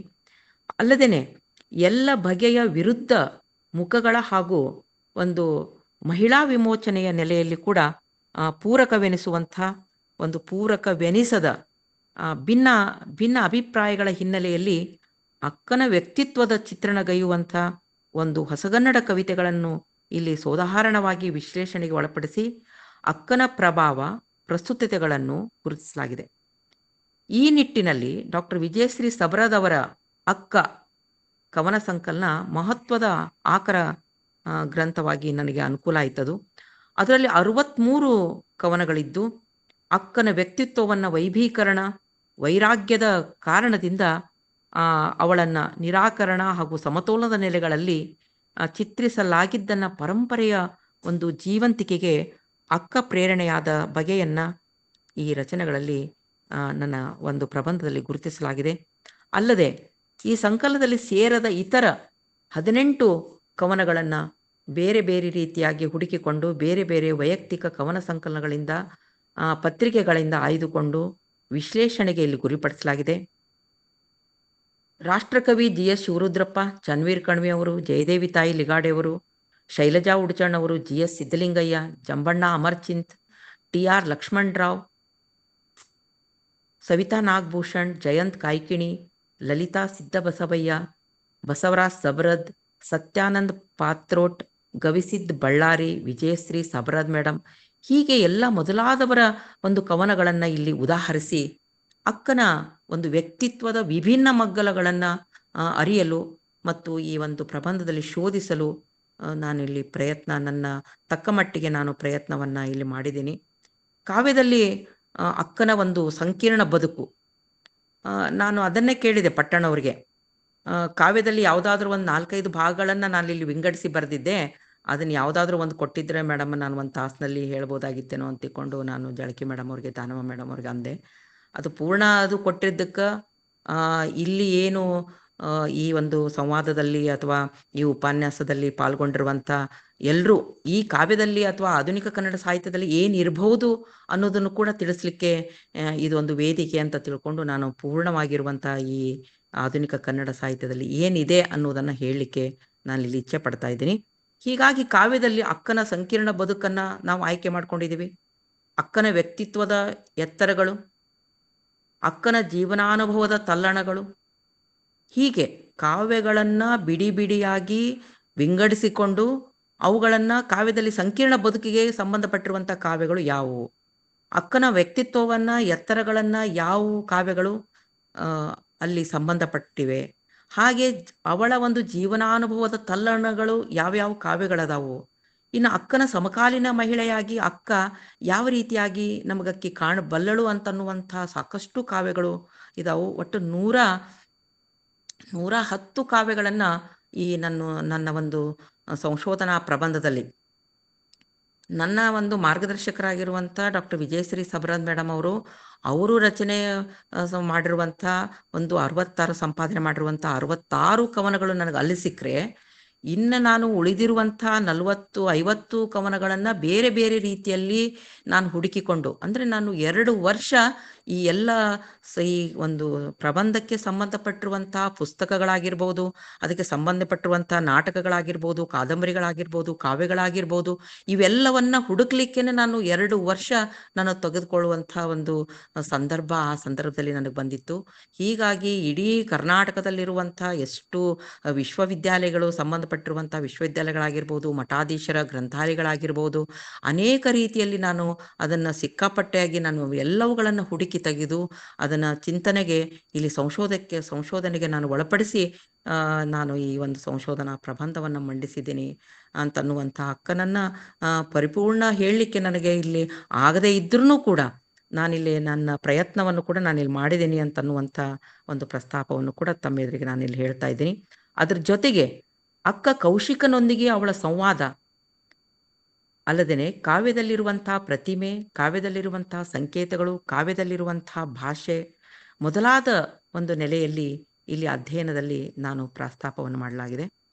ಸದಾನಂದ ಹೋಳಿಕಟ್ಟಿಯವರ ವಿರಕ್ತ ವಿಮುಕ್ತಿ ಅನ್ನುವಂಥ ಕಥನ ಕಾವ್ಯ, ಎಸ್ ಕೋತಿನವರ ಒಂದು ಗಿರಿಯ ಪರಂಜ್ಯೋತಿ ಅಂತನ್ನುವಂಥ ತ್ರಿಪದಿಯಲ್ಲಿರುವಂಥ ಕಿರುಗಬ್ಬ, ಪಂಡಿತ ಪುಟ್ಟರಾಜ ಕವಿ ಗವಾಯಿಗಳವರ ಉಡತಡಿಯ ಮಹಾದೇವಿಯಕ್ಕಿನ ಪುರಾಣ, ಷಟ್ಪದಿಯಲ್ಲಿ ರಚನೆಗೊಂಡಿರುವಂತಹ ಪುರಾಣ ಕಾವ್ಯ ಅದು. ಸಂಶಿ ಬೂಸ್ನೂರ್ ಮಠ ಅವರ ಒಂದು ಭವ್ಯ ಮಾನವ ಅಂತನ್ನುವಂಥ ಮಹಾಕಾವ್ಯ, ಈ ಮೊದಲಾದ ಒಂದು ಕೃತಿಗಳನ್ನು ಅಕ್ಕನ ವ್ಯಕ್ತಿತ್ವ ಹಾಗೂ ಬದುಕನ್ನು ವಸ್ತುವಾಗಿಟ್ಕೊಂಡು ರಚನೆಗೊಂಡಿರುವಂಥ ಕೃತಿಗಳು ಮತ್ತು ಇವುಗಳನ್ನು ಸೂಕ್ತ ವಿಶ್ಲೇಷಣೆಯೊಂದಿಗೆ ಇಲ್ಲಿ ನಾನು ಚರ್ಚೆಗಳನ್ನು ಮತ್ತು ಈ ಪ್ರಬಂಧಗಳಲ್ಲಿ ವಿಶ್ಲೇಷಣೆಯನ್ನು ನಾನು ಮಾಡಿದ್ದೀನಿ. ಹಾಗೆಯೇ ಅಧ್ಯಾಯ 4ರಲ್ಲಿ ಕಾದಂಬರಿಗಳಲ್ಲಿ ಅಕ್ಕ ಆಧುನಿಕ ಕಾಲದ ಒಂದು ಮಹಾಕಾವ್ಯ, ಮಧ್ಯಮ ಒಂದು ವರ್ಗದ ಮಹಾಕಾವ್ಯವೆಂದು ಕರೆಯಲ್ಪಡ್ತಕ್ಕಂಥದ್ದು ಕಾದಂಬರಿ. 20ನೇ ಶತಮಾನದಲ್ಲಿ ಮಹತ್ವದ ಸಾಹಿತ್ಯ ಪ್ರಕಾರವಾಗಿ ಜನಪ್ರಿಯಗೊಂಡಿರುವಂಥದ್ದು. ಅಕ್ಕನನ್ನ ಕುರಿತು ಇತ್ತೀಚಿನ 6 ದಶಕಗಳಲ್ಲಿ ಕನ್ನಡದಲ್ಲಿ 4 ಪ್ರಾತಿನಿಧಿಕ ಕಾದಂಬರಿಗಳು ರಚನೆಗೊಂಡಿರುವಂಥವು. ಅಕ್ಕನ ಬದುಕನ್ನ ಹಾಗೂ ಶರಣರ ಚಳುವಳಿಯ ಸಂದರ್ಭವನ್ನ ವಿಭಿನ್ನ ರೀತಿಯಲ್ಲಿ ಕಟ್ಟಿಕೊಡುವಂತಹ ಪ್ರಯತ್ನವನ್ನು ಕೂಡ ಈ ಅಧ್ಯಯನದಲ್ಲಿ ಮಾಡಲಾಗಿದೆ. ಹರಿಹರಾದಿ ಕವಿಗಳ ಒಂದು ಶರಣರ ಹಾಗೂ ಅಕ್ಕನ ವಚನಗಳನ್ನು ಆಕರವಾಗಿ ಬಳಸಿಕೊಂಡು ಈ ಕಾದಂಬರಿಗಳು ರಚನೆಗೊಂಡಿರುವಂಥದ್ದು. ಅಕ್ಕನ ಒಂದು ಬದುಕಿನ ಭಿನ್ನ ಸಾಧ್ಯತೆಗಳನ್ನು ಕಾದಂಬರಿಕಾರರು ತಮ್ಮದೇ ಆದ ಒಂದು ವ್ಯಕ್ತಿ ವಿಶಿಷ್ಟ ನೆಲೆಯಿಂದ ಹಾಗೂ ಒಂದು ಕಾಲಮಾನದ ಸಾಮಾಜಿಕ, ರಾಜಕೀಯ ಹಾಗೂ ಸಾಂಸ್ಕೃತಿಕ ಒತ್ತಡಗಳ ಹಿನ್ನೆಲೆಯಲ್ಲಿ ಯಾವ ರೀತಿ ಅವಳನ್ನು ಚಿತ್ರಿಸಿದರು ಅನ್ನುವುದನ್ನು ನಮ್ಮ ಅಧ್ಯಯನದ ಅನೇಕ ಮೂಲವಾಗಿ ಅದನ್ನು ಪರಿಭಾವಿಸಿ ಅಕ್ಕನ ವ್ಯಕ್ತಿತ್ವದ ಪ್ರಭಾವದ ನೆಲೆಗಳನ್ನು ಇಲ್ಲಿ ನಾನು ಪರಾಮರ್ಶಿಸಿ ನೋಡಲಾಗಿದೆ. 1956ರಲ್ಲಿ ನಾವು ಹುಟ್ಟಿದ್ದೇ ಇಲ್ಲ, ಆ ಸಂದರ್ಭದಲ್ಲಿ ಹುಟ್ಟಿಕೊಂಡಿರುವಂತಹ ಕಾದಂಬರಿಗಳು. 1956ರಲ್ಲಿ ಬಸವರಾಜ್ ಕಟ್ಟಿಮನಿಯವರ ಒಂದು ಗಿರಿನವಿಲು ಕಾದಂಬರಿ. 1992ರಲ್ಲಿ ಡಾಕ್ಟರ್ ತಿಪ್ಪೇರುದ್ರಸ್ವಾಮಿಯವರ ಕದಳಿ ಕರ್ಪೂರ. 1935ರಲ್ಲಿ ಜಗದ್ಗುರು ಮಾತೆಮಾದೇವರು ಬರೆದಿರುವಂಥ ತರಂಗಿಣಿ, 1996ರಲ್ಲಿ ವಿಜಯಕುಮಾರ್ ಮಹಾನುಭಾವಿಗಳು ಬರೆದಿರುವಂಥ ಅಕ್ಕಮಾದೇವಿ, ಇಂಥ ಒಂದು ಈ ಪ್ರಾತಿನಿಧಿಕ ಒಂದು ಕಾದಂಬರಿಗಳು ಕನ್ನಡ ಒಂದು ಸಾಹಿತ್ಯದ ಆಧುನಿಕ ಚಿಂತನೆ ಹಾಗೂ ಆಸಕ್ತಿಗಳ ಒಂದು ಹಿನ್ನೆಲೆಯಲ್ಲಿ ಅಕ್ಕನ ವ್ಯಕ್ತಿತ್ವದ ಒಂದು ಪ್ರಭಾವ, ಸ್ವರೂಪ, ಕಾದಂಬರಿಗಳನ್ನು ರಚಿಸಲು ಉಂಟಾಗಿರುವಂಥ ಮತ್ತು ಪ್ರೇರಣೆಗಳನ್ನು ಒಳಗೊಂಡಂತೆ ಅವರ ಒಂದು ವೈಯಕ್ತಿಕ ಆಯ್ಕೆಯ ಕಾರಣ ಮತ್ತು ಆಸಕ್ತಿಗಳ ಹಿನ್ನೆಲೆಯಲ್ಲಿ ಕಾದಂಬರಿಗಳು ರೂಪುಗೊಂಡ ಬಗೆಯನ್ನು ಕೂಡ ಇಲ್ಲಿ ವಿಶ್ಲೇಷಿಸಲಾಗಿದೆ. ಈ ಒಂದು ಪ್ರಬಂಧದಲ್ಲಿ ಚಾರಿತ್ರಿಕ ಸಂಗತಿಗಳ ವಿಶ್ಲೇಷಣೆ, ಆಧ್ಯಾತ್ಮಿಕ ವಿಷಯಗಳ ಚರ್ಚೆ, ಪ್ರಮುಖ ಪಾತ್ರಗಳು, ಕಾದಂಬರಿಗಳ ಪ್ರಾದೇಶಿಕ ಭಾಷೆಯ ಒಂದು ವೈಶಿಷ್ಟ್ಯ ಆಗಿರ್ಬೋದು, ಈ ಎಲ್ಲ ಮೊದಲಾದ ನೆಲೆಗಳಲ್ಲಿ ಕೂಡ ಕಾದಂಬರಿಗಳನ್ನು ವಿಶ್ಲೇಷಣೆಗೆ ಇಲ್ಲಿ ಒಳಪಡಿಸಲಾಗಿದೆ. ನವೋದಯ, ಪ್ರಗತಿ, ನವ್ಯ, ದಲಿತ, ಬಂಡಾಯದ ಆಶಯಗಳು ಕೂಡ ಈ ಕೃತಿಗಳಲ್ಲಿ ಪ್ರಕಟಗೊಂಡಿರುವ ಬಗೆಯನ್ನು ಗುರುತಿಸಲು ಪ್ರಯತ್ನಿಸಲಾಗಿದೆ. ಚಾರಿತ್ರಿಕ ಸಂಗತಿಗಳಿಗೆ ಒಂದು ಬದ್ಧವಾಗಿರುವಂಥ ಹಾಗೂ ಸ್ವತಂತ್ರ ಒಂದು ದೃಷ್ಟಿಕೋನಗಳ ಹಿನ್ನೆಲೆಯಲ್ಲೂ ಕೂಡ ಹೊಸತನವನ್ನು ತರಲು ಯತ್ನಿಸಿರುವಂಥ ಪ್ರಸಂಗಗಳನ್ನು ಅರಿಯುವ ಒಂದು ತೌಲನಿಕ ವಿಶ್ಲೇಷಣೆಯನ್ನು ಕೂಡ ಇಲ್ಲಿ ಈ ಒಂದು ಅಧ್ಯಯನದಲ್ಲಿ ನಡೆಸಲಾಗಿದೆ. ಸಾದೃಶ್ಯ ವೈದೃಶ್ಯಗಳನ್ನು ಉದಾಹರಣೆ ಸಹಿತವಾಗಿ ಚಿತ್ರಿಸಿ ಅವುಗಳಿಂದ ನಮ್ಮ ಕಾಲದ ಒಂದು ಪ್ರಸ್ತುತ ಒಂದು ಬಿಕ್ಕಟ್ಟುಗಳಿಗೆ ಅಕ್ಕನ ವ್ಯಕ್ತಿತ್ವದ ಒಂದು ನೆಲೆಗಳನ್ನು ಹೇಗೆ ರೂಪಿಸಿಕೊಳ್ಳಲಾಗಿದೆ ಎಂಬುದನ್ನು ಕೂಡ ಮನದಟ್ಟು ಮಾಡಿ ಕೊಡಲು ಇಲ್ಲಿ ಪ್ರಯತ್ನಿಸಲಾಗಿದೆ. ಕಟ್ಟಿಮನಿಯವರ ಒಂದು ಪ್ರಗತಿಶೀಲ ಮನೋಭಾವದ ಒಂದು ವಾಸ್ತವವಾದಿ ಚಿತ್ರಣ, ತಿಪ್ಪೇರುದ್ರಸ್ವಾಮಿಯವರ ಧರ್ಮ ಮತ್ತು ಆಧ್ಯಾತ್ಮ ಕೇಂದ್ರಿತ, ನವೋದಯದ ಆಶಯಕ್ಕೆ ಹತ್ತಿರದ ಚಿತ್ರಣ ಮಾತೆಮಾದೇವಿ ಹಾಗೂ ವಿಜಯಕುಮಾರ್ ಮಹಾನುಭಾವಿಗಳ ಒಂದು ಪ್ರವಚನದ ಧಾಟಿಯಲ್ಲಿ ವ್ಯಕ್ತವಾಗಿರುವಂಥದ್ದು, ಅಕ್ಕನ ವ್ಯಕ್ತಿತ್ವದ ನೈತಿಕ ನೆಲೆಗಳನ್ನು ಪ್ರಸಾರಗೊಳಿಸುವ ಚಿತ್ರಣಗಳು, ಹೇಗೆ ಒಂದೇ ಕಥಾ ವಸ್ತು ಭಿನ್ನ ಸೃಜನಶೀಲ ಸಾಧ್ಯತೆಗಳನ್ನು ಆವಿಷ್ಕಾರಗೊಳಿಸಲು ಆಕರವಾಗಬಲ್ಲುದೆಂಬುದನ್ನು ಉದಾಹರಣೆಯಾಗಿ ಇಲ್ಲಿ ವಿಶ್ಲೇಷಣೆಯನ್ನು ಭಿನ್ನ ಮುಖವಾಗಿ ಈ ಅಧ್ಯಾಯಗಳಲ್ಲಿ ಚರ್ಚಿಸಲಾಗಿದೆ. ಅಧ್ಯಾಯ 5ರಲ್ಲಿ ನಾಟಕಗಳಲ್ಲಿ ಅಕ್ಕನನ್ನು ಕುರಿತಾಗಿರುವಂಥ 11 ನಾಟಕಗಳನ್ನು ನಾನಿಲ್ಲಿ ಗುರಿಪಡಿಸಿದ್ದೇನೆ. ನನಗೆ ಸಿಕ್ಕಿರೋದು ಕೇವಲ 11 ನಾಟಕಗಳು, ಇನ್ನೂ ಇರಬಹುದೇನೋ. ನಾನು ಈ 11 ನಾಟಕಗಳನ್ನು ನಾನು ಎಲ್ಲೆಲ್ಲಿ ಬೆಳಗಾವಿ ಆಗಿರ್ಬೋದು, ಕರ್ನಾಟಕ ಯೂನಿವರ್ಸಿಟಿ ಆಗಿರ್ಬೋದು, ಬೆಳಗಾವಿಯ ನಾಗನೂರು ಒಂದು ಮಠದಲ್ಲಿರುವಂಥ ಗ್ರಂಥಾಲಯದಲ್ಲಿ ಕೂಡ ನಾನು ಆ ಪುಸ್ತಕಗಳನ್ನು ನಾನು ಹುಡುಕಿದ್ದೇನೆ. ಮತ್ತು ಗದಗ್ನಲ್ಲಿರುವಂಥ ತೋಂಟದಾರ್ಯ ಮಹಾಸ್ವಾಮಿಗಳ ಒಂದು ಗ್ರಂಥಾಲಯದಲ್ಲಿ ಕೂಡ ಇದಕ್ಕೆ ಸಂಬಂಧಪಟ್ಟಿರುವಂಥ ಸಾಕಷ್ಟು ಗ್ರಂಥಾಲಯಗಳನ್ನು ನಾನು ಪ್ರವೇಶ ಮಾಡಿ ಅಲ್ಲಿರುವಂಥ ಪುಸ್ತಕಗಳನ್ನು ಎಲ್ಲವನ್ನ ಹುಡುಕಿ ತೆಗೆದು ಇದಕ್ಕೆ ಬಹಳಷ್ಟು ನಾನು ಕಷ್ಟಪಟ್ಟಿದ್ದೀನಿ ಅಂತಿಕೊಂಡು ಈ ಸಂದರ್ಭದಲ್ಲಿ ಹೇಳಲಿಕ್ಕೆ ನಾನು ಇಚ್ಛಪಡ್ತಾ ಇದ್ದೀನಿ. ಪ್ರಮುಖ ನಾಟಕಕಾರಾಗಿರುವಂಥ ನಾಟಕಗಳ ವಸ್ತು ಮತ್ತು ಇಲ್ಲಿ ನಾಟಕದ ಒಂದು ಚರಿತ್ರೆಯ ಬೆಳವಣಿಗೆ ಆಗಿರ್ಬೋದು, ಅಕ್ಕನ ವಿಶಿಷ್ಟತೆಯ ಪ್ರಸಂಗಗಳು, ಪ್ರಮುಖ ಪಾತ್ರಗಳು, ನಾಟಕಗಳ ಭಾಷೆ, ತಂತ್ರ, ಮುಖ್ಯ ನೆಲೆಗಳಲ್ಲಿ ಈ ಕೃತಿಗಳನ್ನು ನಾನು ಇಲ್ಲಿ ಅಭ್ಯಾಸವನ್ನು ಮಾಡಿದ್ದೀನಿ. ರಂಶ್ರೀ ಮುಗುಳಿಯವರ ಒಂದು 1933ರಲ್ಲಿ ರಚನೆಯಾಗಿರುವಂತಹ ಅಕ್ಕಮಾದೇವಿಯ ನಾಟಕ, 1938ರಲ್ಲಿ ತಲ್ಲೂರು ರಾಯನಗೌಡರ ಅಕ್ಕಮಾದೇವಿಯ ನಾಟಕ, 1941ರಲ್ಲಿ ರಚನೆಯಾಗಿರುವಂತಹ ಕಂಠಿ ಸಿದ್ದಲಿಂಗಪ್ಪನವರ ವಿರಾಗಿಣಿಯ ನಾಟಕ, ಬಿ ಪುಟ್ಟಸ್ವಾಮಯ್ಯನವರ 1946ರಲ್ಲಿ ರಚನೆಗೊಂಡಿರುವಂತಹ ಅಕ್ಕಮಾದೇವಿಯ ಒಂದು ನಾಟಕ, 1946ರಲ್ಲಿ ಪುಟ್ಟರಾಜ ಗವಾಯಿಗಳ ಶಿವಶರಣಿ ಅಕ್ಕಮಾದೇವಿಯ ನಾಟಕ, ಮುಧೋಳದ ಮೃತ್ಯುಂಜಯ ಮಹಾಸ್ವಾಮಿಗಳ 1974ರಲ್ಲಿ ರಚನೆಗೊಂಡಿರುವಂತಹ ಚಿ ಜ್ಯೋತಿ ಅನ್ನುವಂಥ ನಾಟಕ, 1976ರಲ್ಲಿ ಸಲೋಚನಾದೇವಿ ಆರಾಧ್ಯವರ ತಪಸ್ವಿನಿ ಅನ್ನುವಂಥ ನಾಟಕ, 1981ರಲ್ಲಿ ರಚನೆಯಾಗಿರುವಂತಹ ತರಳಬಾಳು ಜಗದ್ಗುರುಗಳ ಶರಣಸತಿ ಲಿಂಗಪತಿ ಅನ್ನುವಂಥ ನಾಟಕ.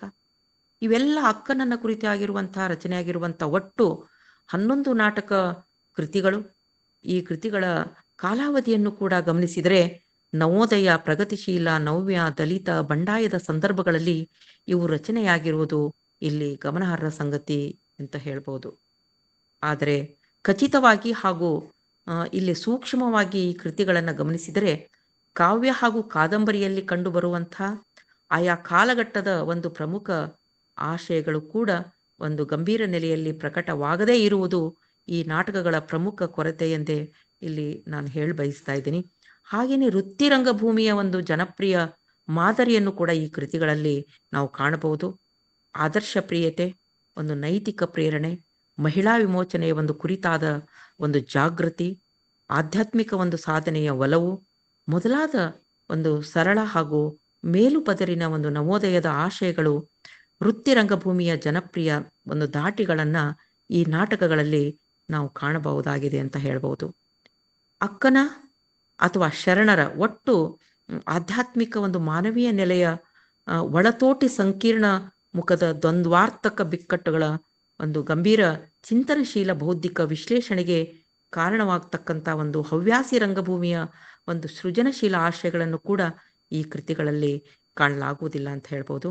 ಹಾಗೆ ಬದಲಾಗಿ ಸಮಕಾಲೀನ ಬಿಕ್ಕಟ್ಟುಗಳ ಸಂದರ್ಭಕ್ಕೆ ಅಕ್ಕನ ಬದುಕು ಸಿದ್ಧ ನೈತಿಕ ಮಾದರಿಯಾಗಿ ಮೌಲ್ಯ ಪ್ರೇರಕವಾಗಿ ಒಂದಾಗಬಲ್ಲದೆಂಬುದನ್ನು ಕೂಡ ಬಹಳಷ್ಟು ನಾಟಕಗಳು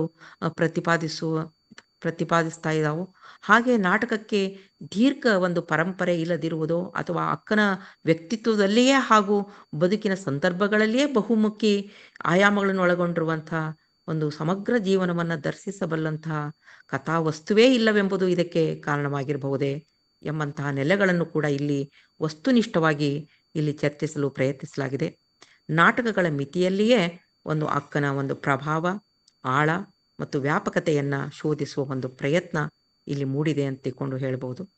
ಹಾಗೆ ಅಧ್ಯಾಯ ಒಂದು 6ರಲ್ಲಿ ಅಂದ್ರೆ ಆಧುನಿಕ ಸಾಹಿತ್ಯದಲ್ಲಿ ಅಕ್ಕನ ಪ್ರಭಾವ ಯಾವ ರೀತಿ ಆಯಿತು, ಈ ಹಿನ್ನೆಲೆಯಲ್ಲಿ ಅಕ್ಕ ಶರಣರ ಒಟ್ಟು ಚಳವಳಿಯ ಭಾಗವಾಗಿ ಹಾಗೂ ಆ ಚಳವಳಿಯಿಂದ ಭಿನ್ನವಾಗಿ ಹೇಗೆ ತನ್ನ ವ್ಯಕ್ತಿ ವಿಶಿಷ್ಟತೆಯನ್ನ, ವ್ಯಕ್ತಿತ್ವದ ಅನನ್ಯತೆಯನ್ನ ಹೇಗೆ ಆಕೆ ಪ್ರಕಟ ಮಾಡಿದ್ಲು ಎಂಬುದನ್ನು ಗುರುತಿಸಿಕೊಳ್ಳುವ ಒಂದು ಮಹತ್ವದ ಒಂದು ಉದ್ದೇಶಪೂರ್ವಕವಾಗಿ ಈ ಅಧ್ಯಯನವನ್ನು ಮಾಡಲಾಗಿದೆ. ಶರಣರಿಗಿಂತ ಭಿನ್ನವಾಗಿ ಅಕ್ಕ ಹೇಗೆ ಕನ್ನಡ ಸಾಹಿತ್ಯದ ಉದ್ದಕ್ಕೂ ಹಾಗೂ ಆಧುನಿಕ ಸಂದರ್ಭದಲ್ಲಿ ತನ್ನದೇ ಪ್ರಭಾವವನ್ನು ಅಕ್ಕ ಹೇಗೆ ಬೀರಿದ್ಲು ಎಂಬುದನ್ನು ಇನ್ನಷ್ಟು ಖಚಿತವಾಗಿ ಆಳವಾಗಿ ಇಲ್ಲಿ ಈ ಒಂದು ಅಧ್ಯಯನದಲ್ಲಿ ಶೋಧಿಸಿಕೊಳ್ಳಲಾಗಿದೆ. ಕಲ್ಯಾಣದ ಒಂದು ಶರಣರ ಒಂದು ಸಂಪರ್ಕದಲ್ಲಿ ಮಹಾಮನೆ ಹಾಗೂ ಅನುಭವ ಮಂಟಪಗಳ ಒಂದು ಬೌದ್ಧಿಕ ಪರಿಸರದಲ್ಲಿ ಮಾತ್ರ ಅವಳಿಗೆ ಒಂದು ವ್ಯಕ್ತಿತ್ವದ ಪ್ರಭಾವಳಿ ಪ್ರಾಶಸ್ತ್ಯವಾಗಿದೆ ಎಂಬಂತಹ ಲಘು ಗ್ರಹಿಕೆಗಳು ಕೂಡ ನಮ್ಮಲ್ಲಿದ್ದು ಅವು ಸೀಮಿತವಾದುಗಳೆಂಬುದನ್ನು ನಮ್ಮ ಸಂಶೋಧನೆ ಸ್ಪಷ್ಟಪಡಿಸ್ತಾ ಇದೆ. ಅಕ್ಕ ಮಹಿಳೆಯಾಗಿ ಮದುವೆ ಎಂಬ ಸಂಸ್ಥೆಯನ್ನು ಧಿಕ್ಕರಿಸಿ, ಪ್ರಜಾಪ್ರಭುತ್ವದ ಒಂದು ದಬ್ಬಾಳಿಕೆಯನ್ನು ಧಿಕ್ಕರಿಸಿ, ವೈರಾಗ್ಯವನ್ನು ತಾಳಿ ಆಧ್ಯಾತ್ಮ ಸಾಧನೆಗೆ ತೊಡಗಿದ್ದು ಒಂದು ಭಾರತೀಯ ಸಾಂಪ್ರದಾಯಿಕ ಸಾಮಾಜಿಕ ಸಂದರ್ಭದಲ್ಲಿ ಮಹಾಕ್ರಾಂತಿಯೇ ಎಂಬುದನ್ನು ನಮ್ಮ ಅಧ್ಯಯನ ಒಪ್ಪಿಕೊಳ್ಳುತ್ತದೆ. ಅಲ್ಲದೆ ಮಾತ್ರವಲ್ಲ, ಅವಳ ಒಂದು ವಚನಗಳು ಜೀವನದ ಮಹತ್ವದ ಪ್ರಸಂಗಗಳು, ಅವಳನ್ನು ಕುರಿತು ಕಾವ್ಯ ಹಾಗೂ ಸಂಶೋಧನಾ ಕೃತಿಗಳು ಮೊದಲಾದ ಆಧಾರವಾಗಿ ಇಟ್ಟುಕೊಂಡು ನಿರ್ದಿಷ್ಟವಾಗಿ ಪ್ರತಿಪಾದಿಸುತ್ತದೆ. ಶರಣರ ಬೌದ್ಧಿಕ ಪರಿಸರ ಹಾಗೂ ವಚನ ಚಳವಳಿ ಸಂದರ್ಭದಾಚೆಗೂ ಅಕ್ಕನ ಅನನ್ಯತೆಗೆ ಸಾಕಷ್ಟು ಪುರಾವೆಗಳನ್ನು ನಮ್ಮ ಅಧ್ಯಯನ ಒದಗಿಸ್ತಾ ಇದೆ. ಹಾಗೆಯೇ ಅಧ್ಯಾಯ 7ರಲ್ಲಿ ಜಾಗತೀಕರಣ ಸಂಸ್ಕೃತಿ ಮತ್ತು ಅಕ್ಕನ ಅನನ್ಯತೆ, ಅಕ್ಕನ ವ್ಯಕ್ತಿತ್ವದ ಅಸ್ಮಿತೆ ಮತ್ತು ಮಹಿಳಾ ವಿಮೋಚನಾ ಹೋರಾಟದ ಸಂದರ್ಭಕ್ಕೆ ಮಹತ್ವದ ಪ್ರೇರಣೆಯಾಗಿ ನಿರಂತರ ಪ್ರಸ್ತುತತೆಯನ್ನು ಒತ್ತಿ ಹೇಳ್ತಾ ಇದೆ. ಅಂದ್ರೆ ಇವತ್ತಿನ ಗ್ಲೋಬಲೈಸೇಷನ್ ಅಲ್ಲಿ ಇವತ್ತಿನ ಮಹಿಳೆಗೆ ನಿಜವಾಗ್ಲೂ ಅಕ್ಕನ ಬದುಕು ಪ್ರಸ್ತುತ ಇದೆಯಾ? ಅವಳು ನಮಗ್ ಬೇಕಾ? ಅವಳ ಬದುಕು ನಮಗ್ ಬೇಕಾ? ಅವಳು ನಮಗೆ ಆದರ್ಶಳೆ? ಅವಳ ಹಾಗೇನೆ 800 ವರ್ಷಗಳ ಹಿಂದೆ ಅವಳ ಮಾಡಿರುವಂತಹ ಕಾರ್ಯವನ್ನು ಈಗೇನಾದ್ರೂ ಮಾಡಿದ್ರೆ ಏನಾಗುತ್ತೆ ಅಥವಾ ಏನಾಗಬಹುದು ಅಂತನ್ನುವಂಥ ಒಂದು ವಿಮರ್ಶಾತ್ಮಕವಾಗಿ ಅಕ್ಕನ ಅನನ್ಯತೆಯನ್ನ, ಅಕ್ಕನ ವ್ಯಕ್ತಿತ್ವದ ಅಸ್ಮಿತೆಯನ್ನ ಈ ಒಂದು ಸಂದರ್ಭದಲ್ಲಿ ಅವಳನ್ನ ಇಲ್ಲಿ ಚರ್ಚಿಸಲಾಗಿದೆ.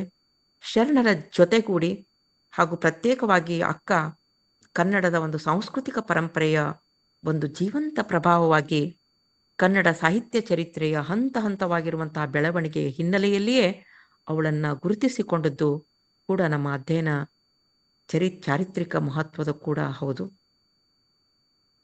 ಶರಣರ ಒಂದು ಕಾಲದಲ್ಲಿ ಸಮಕಾಲೀನ ಶರಣರು ತಮ್ಮ ವಚನಗಳಲ್ಲಿ ಅಕ್ಕನನ್ನ ಚಿತ್ರಿಸಿರುವಂಥ ರೀತಿ ಗುರುತಿಸಿಕೊಂಡಿರುವಂಥ ಅಕ್ಕ ಹೇಗೆ ಒಬ್ಬ ಮಹಿಳೆಯಾಗಿ ಪುರುಷರು ಏರಬಹುದಾದ ಎಲ್ಲ ಆಧ್ಯಾತ್ಮಿಕ ಎತ್ತರಗಳನ್ನು ಏರಲು ಸಾಧ್ಯವಾಗಿದೆ,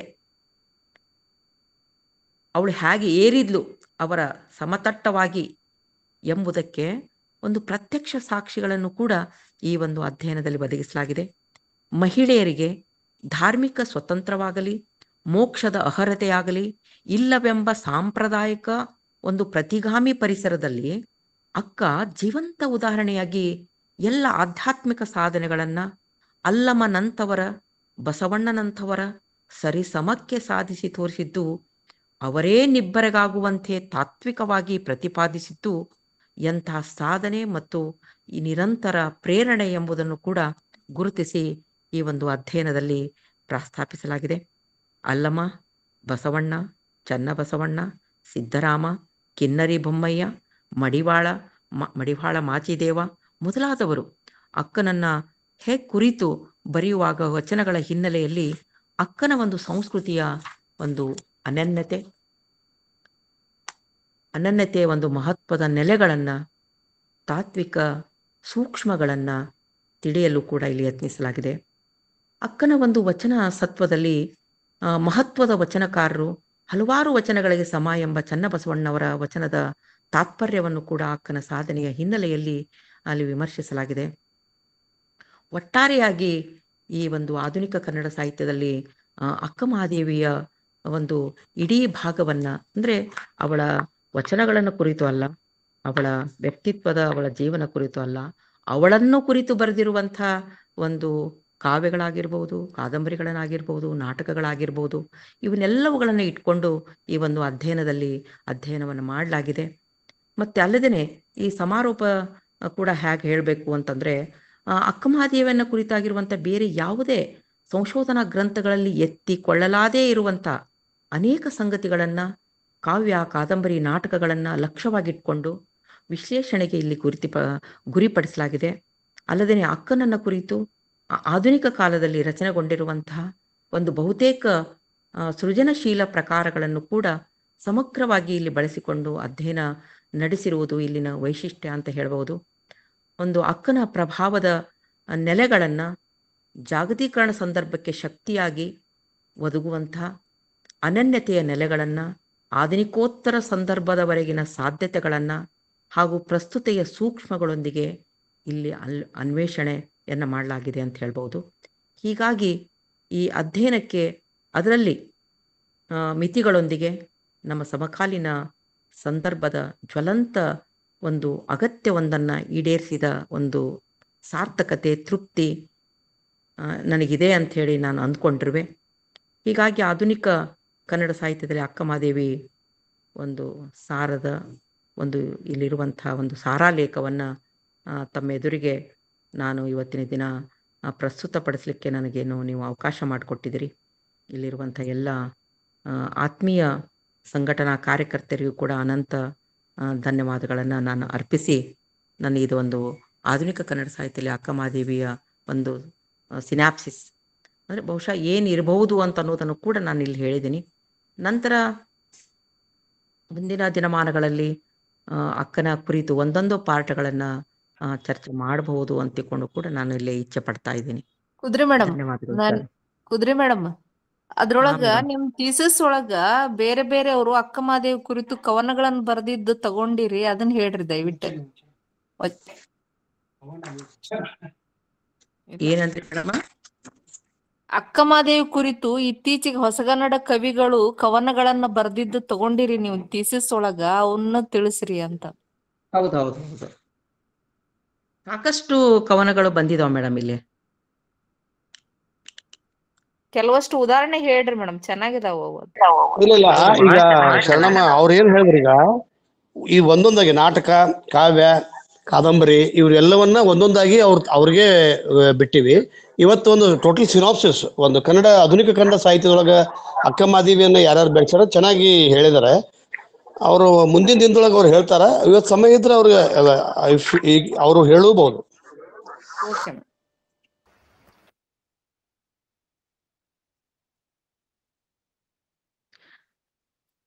ಧನ್ಯವಾದಗಳು ಸರ್, ಧನ್ಯವಾದಗಳು. ಮೇಡಮ್ ಇನ್ನು ಮಾತಾಡ್ಬೇಕಾ ಅಥವಾ ಆಯ್ತಾ ಸರ್? ಇಲ್ಲ ಮೇಡಮ್, ನೀವು ಏನಾದ್ರು ಮಾತಾಡ್ತೀರಿ? ಓಕೆ ನಾನು ಬಹಳ ಮಾತಾಡ್ತೀನಿ. ಅದ್ಭುತವಾಗಿ ನಿಜವಾಗ್ಲೂ ಕನ್ನಡ ಒಂದು ಸಾಹಿತ್ಯದಲ್ಲಿ, ಆಧುನಿಕ ಕನ್ನಡ ಸಾಹಿತ್ಯದಲ್ಲಿ ಅಕ್ಕ ಮಹಾದೇವಿ ಅನ್ನೋ ಒಂದು ಅನುಭವವನ್ನ ನೀಡಿದ್ದಾರೆ. ಈಗಾಗಲೇ ಸರ್ ಹೇಳ್ದಂಗೆ ಸಿನಾಪ್ಸಸ್ ಅನ್ನ ಸಬ್ಮಿಟ್ ಮಾಡ್ದಂಗಾಯ್ತು. ಇನ್ನು ಒಂದೊಂದೇ ಆಯಾಮಗಳಲ್ಲಿ ಅದನ್ನ ಹೇಳೋ ಉತ್ಸುಕತೆ ಸಹಿತ ಮೇಡಮ್ ಅಲ್ಲಿದೆ. ನಿಜವಾಗಿಯೂ ಮೇಡಮ್, ಕಾವ್ಯ, ಕಾದಂಬರಿ, ನಾಟಕ, ಹವ್ಯಾಸಿ ರಂಗಭೂಮಿ, ಶರಣರ ಬೌದ್ಧಿಕ ಚಳವಳಿಯನ್ನ ಸಂಪೂರ್ಣವಾಗಿ ಆಧ್ಯಾತ್ಮಿಕವಾಗಿ ಎಲ್ಲವನ್ನ ಅಕ್ಕನ ವ್ಯಕ್ತಿತ್ವದೊಂದಿಗೆ ಮುಖಾಮುಖಿಯಾಗಿಸಿಕೊಂಡು ಅಕ್ಕನ ವ್ಯಕ್ತಿತ್ವದ ಅನನ್ಯತೆಯನ್ನ, ಅಸ್ಮಿತೆಯನ್ನ ಅದ್ಭುತವಾಗಿ ಎಳೆಯಾಗಿ ವೈಚಾರಿಕ ನಿಟ್ಟಿನಲ್ಲಿ ವಿಶ್ಲೇಷಣೆ ಮಾಡಿದಿರಿ. ತಮಗೆ ವೇದಿಕೆಯ ಪರವಾಗಿ ಅನಂತ ಶರಣಾರ್ಥಿಗಳನ್ನ ಹೇಳ್ತಾ, ಈಗ ಪ್ರಾರಂಭದಲ್ಲಿ ಈ ಒಂದು ಅನುಭವದ ಕುರಿತು ಅಭಿಪ್ರಾಯಗಳನ್ನ ಡಾಕ್ಟರ್ ಶಶಿಕಾಂತ್ ಪಟ್ಟಣ್ ಸರ್ ಅವ್ರು ಹೇಳ್ಬೇಕು ಅಂತ ಕೇಳ್ಕೊಳ್ತಾ ಇದ್ದೀನಿ. ಹೇಳ್ತಾ ಇದ್ದೀನಿ ಸರ್, ಪ್ಲೀಸ್. ಓಂ ಶ್ರೀ ಗುರು ಬಸವಲಿಂಗಾಯನ್ಮ. ಡಾಕ್ಟರ್ ಸರ್ವಮಂಗಳ ಕುದುರಿ ಅವರು ನನ್ನ ಸಂಬಂಧಿಕರು, ಆತ್ಮೀಯ ಸ್ನೇಹಿತರು. ಕಳೆದ 10-15 ವರ್ಷಗಳಿಂದ ಅವ್ರನ್ನ ನಾನು ಅತ್ಯಂತ ಹತ್ತಿರದಿಂದ ಬಲ್ಲೆ. ಅತ್ಯಂತ ಶಿಸ್ತಿನ ಸಿಪಾಯಿ. ಬಹುಶಃ ಕನ್ನಡ ಸಾಹಿತ್ಯದೊಳಗ ಅಕ್ಕಮಹಾದೇವಿಯನ್ನ ದಾಖಲೆ ಮಾಡ್ತಕ್ಕಂಥ ಕಾರ್ಯ ಬಹಳ ಕಷ್ಟದ ಕೆಲಸ. ಹರಿಹರನ ರಗಳೆಗಳ ನಂತರ ಎಷ್ಟೋ ವರ್ಷಗಳ ಮೇಲೆ, ಅಂದ್ರೆ ಈ ಆಧುನಿಕ ಕನ್ನಡ ಕಾವ್ಯ ಪರಂಪರೆಗೆ ಅವಳ ವಚನವನ್ನ ಸಂಕಲನ ಮಾಡಲಿಕ್ಕೆ KG ಕುಂದನಗಾರರು, ಆಮೇಲೆ ಚನ್ನಬಸಪ್ಪ ಕೋರಿಶೆಟ್ಟಿ ಅಂತಕ್ಕಂಥ ಒಬ್ಬ ಪ್ರಾಥಮಿಕ ಶಾಲಾ ಶಿಕ್ಷಕರು, ಹಲವಾರು ಜನ ಇದರ ಬಗ್ಗೆ ಸಾಕಷ್ಟು ಕಾರ್ಯವನ್ನು ಮಾಡಿದ್ದಾರೆ. ಡಾಕ್ಟರ್ ಸರ್ವಮಂಗಳ ಕುದುರಿ ಅವರು ವಿಜಯಲಕ್ಷ್ಮಿ ಅವರ ಕಡೆ ಕೆಲಸ ಮಾಡ್ತಾರಂತ ಅದೇ ಒಂದು ಮೌಲಿಕವಾದಂಥ ಚಿಂತನೆ. ಮತ್ತು ಅದು ಹೇಳಿದ ಹಾಗೆ ಇದು ಮೊಟ್ಟ ಮೊದಲ ಥೀಸಿಸ್ ಆಗಿತ್ತು. ಅದು ಯೋಗ ಮುಂದೆ ಅಕ್ಕಮಹಾದೇವಿ ಹೆಸರು, ಅವಾಗ ಮಹಿಳಾ ವಿಶ್ವವಿದ್ಯಾಲಯ ಇದ್ದು ಅಕ್ಕಮಹಾದೇವಿ ವಿಶ್ವವಿದ್ಯಾಲಯ ಆಯಿತು. ಅಕ್ಕನನ್ನ ಅತ್ಯಂತ ಡಿಟ್ಯಾಚ್ಡ್, ಅಂದ್ರೆ ನಾವು ಇವತ್ತಿನ ಯಾವ ಆಧುನಿಕ ಕವಿಯತ್ರಿಯರು ಕೂಡ ಬಹುಶಃ ಅವರ ವಿಚಾರಧಾರೆಗಳಿಗೆ ಅತ್ಯಂತ ವಿಭಿನ್ನವಾಗಿ ನಡೆದಂಥ ದಾರಿ ಅಕ್ಕಮಹಾದೇವಿ. ಇತ್ತೀಚಿನ ಸಂಶೋಧನೆಗಳ ಪ್ರಕಾರ ಅಕ್ಕಮಹಾದೇವಿ ಇಲ್ಲಿ ಗೋಕಾಕ್ ತಾಲೂಕಿನ ತಳಕಟ್ನಾಳ ಅಲ್ಲಿ ಅವರ ಇತ್ತೀಚಿನ ಅವರ ತಾಮ್ರಪಟ ಮತ್ತು ಅವರ ವಂಶಾವಳಿಗಳು ಸಿಕ್ಕಿದೆ. ಅಂದರೆ ಹೆಳವರ ವಂಶಾವಳಿಗಳು. ಅವರ ಅಡ್ರೆಸ್ಸು ಮೂಲ ಹಾಲಪಟ್ಟಣ ಶೆಟ್ಟಿ ಅಂತಕ್ಕಂಥದ್ದು ಗೊತ್ತಾಗುತ್ತೆ. ಬಾಲ್ಯದೊಳಗೆ ತಮಗೆಲ್ಲ ಗೊತ್ತಿರೋ ಕೌಶಿಕ ಅವಳನ್ನ ಮೋಹಿಸಿ ಮದುವೆ ಆಗಬೇಕು ಅಂತ ತಿಳ್ಕೊಂಡು ಕೇಳಿದಾಗ ಅವಳ ಆರಂಭದ ಸ್ಥಿತಿ, ಅದನ್ನ ಶೋಧನ ಅಂತಕ್ಕಂಥ ಒಂದು ಸ್ಥಿತಿಯೊಳಗೆ ಇಟ್ಟಾಗ ಪರಗೇಶನ್ ಅಂತಕ್ಕಂಥದ್ದು, ಅವಳು ನನಗಂಡ ಚನ್ನಮಲ್ಲಿಕಾರ್ಜುನ ದ್ವೈತ ಭಾವದ ಅಕ್ಕಮಹಾದೇವಿ, ನನ್ನ ಗಂಡ ಚನ್ನಮಲ್ಲಿಕಾರ್ಜುನ ಸಾಯುವ ಗಂಡ ಬೇಡ ಅಂತಕ್ಕಂಥ ಒಂದು ನಿರಾಕರಣೆ. ಅವ್ರು ಭಾಳ ಚಂದ ಹೇಳಿದ್ರು, ಮದುವೆ ಎಂಬ ಸಂಸ್ಥೆಗೆ ಗಟ್ಟಿಯಾಗಿ ಹತ್ತಿಕೊಳ್ಳಲಾರದೆ, ಹಾಗಾದ್ರೆ ಅದರ ಜೊತೆಗೆ ಸ್ವೇಚ್ಛಾಚಾರವನ್ನು ಕೂಡ, ನನ್ನ ಸ್ವಾತಂತ್ರ್ಯ, ಸ್ತ್ರೀ ಸ್ವಾತಂತ್ರ್ಯವನ್ನು ಪ್ರತಿಪಾದನೆ ಜೊತೆಗೆ ಸ್ವೇಚ್ಛಾಚಾರವನ್ನು ಬಳಸಲಿಲ್ಲ ಅಕ್ಕಮಹಾದೇವಿ. ಆಮೇಲೆ ಉಡುತಡಿಯನ್ನ ಬಿಟ್ಟು ತೆರಳಬೇಕಾದ್ರೆ ಅಕ್ಕಮಹಾದೇವಿ ಬಸವ ಕಲ್ಯಾಣಕ್ಕೆ ಬಂದು ಬಸವ ಕಲ್ಯಾಣವಾಗಿರ್ತಕ್ಕಂಥ ಗುರುಲಿಂಗ ಜಂಗಮ ಅಂತಕ್ಕಂಥ ವಿಚಾರವನ್ನ ಅವು ಭಾಳ ಚಂದ ಹೇಳ್ತಾರೆ. ಬಸವಣ್ಣನನ್ನ ತಂದೆಯಾಗಿ ಅಥವಾ ನಾ ಕಾಣದ ಈ ಲಿಂಗವನ್ನ ಎನ್ನ ಕರಸ್ಥಳಕ್ಕೆ ಕರುಣಿಸಿದ ಬಸವೇ ನಿನಗೆ ನಮ್ಮ ಅಂತಾಳ. ಅಂದ್ರೆ ಗುರುವ ಕಂಡೆ, ಲಿಂಗವ ಕಂಡೆ, ಜಂಗಮವ ಕಂಡೆ, ಪ್ರಸಾದವ ಕಂಡೆ. ಏನು ಯಾವ ವಿಚಾರಗಳಿಂದ ಅವಳು ಆತುರಳಾಗಿದ್ಲು, ಯಾವ ಒಂದು ಅನುಭವದ ಚಿಂತನೆಗೆ ಹೋದಾಡ್ತಿದ್ಲು, ಅವೆಲ್ಲವೂ ಕೂಡ ಇಲ್ಯುಮಿನೇಷನ್ ಅಂತಕ್ಕಂಥದ್ದು ದರ್ಶನ.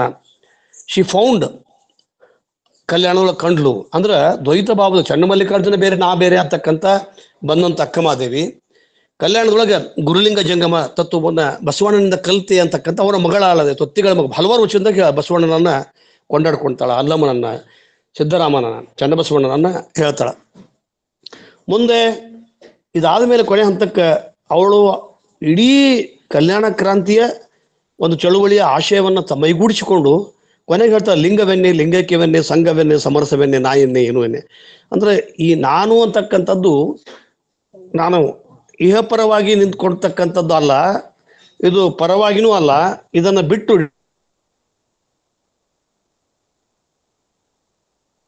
ಕರಸ್ಥಳಕ್ಕೆ ತಲುಪಿತು, ಎನಗಿದು ಸೋಜಿಗ, ಎನಗಿದು ಜಿಗ ಅಂತನ. ಇವೆಲ್ಲವೂ ಕೂಡ ಪ್ರಜ್ಞೆಯಾಗಿರ್ತಕ್ಕಂಥ ಅಷ್ಟಾವರಣಗಳು.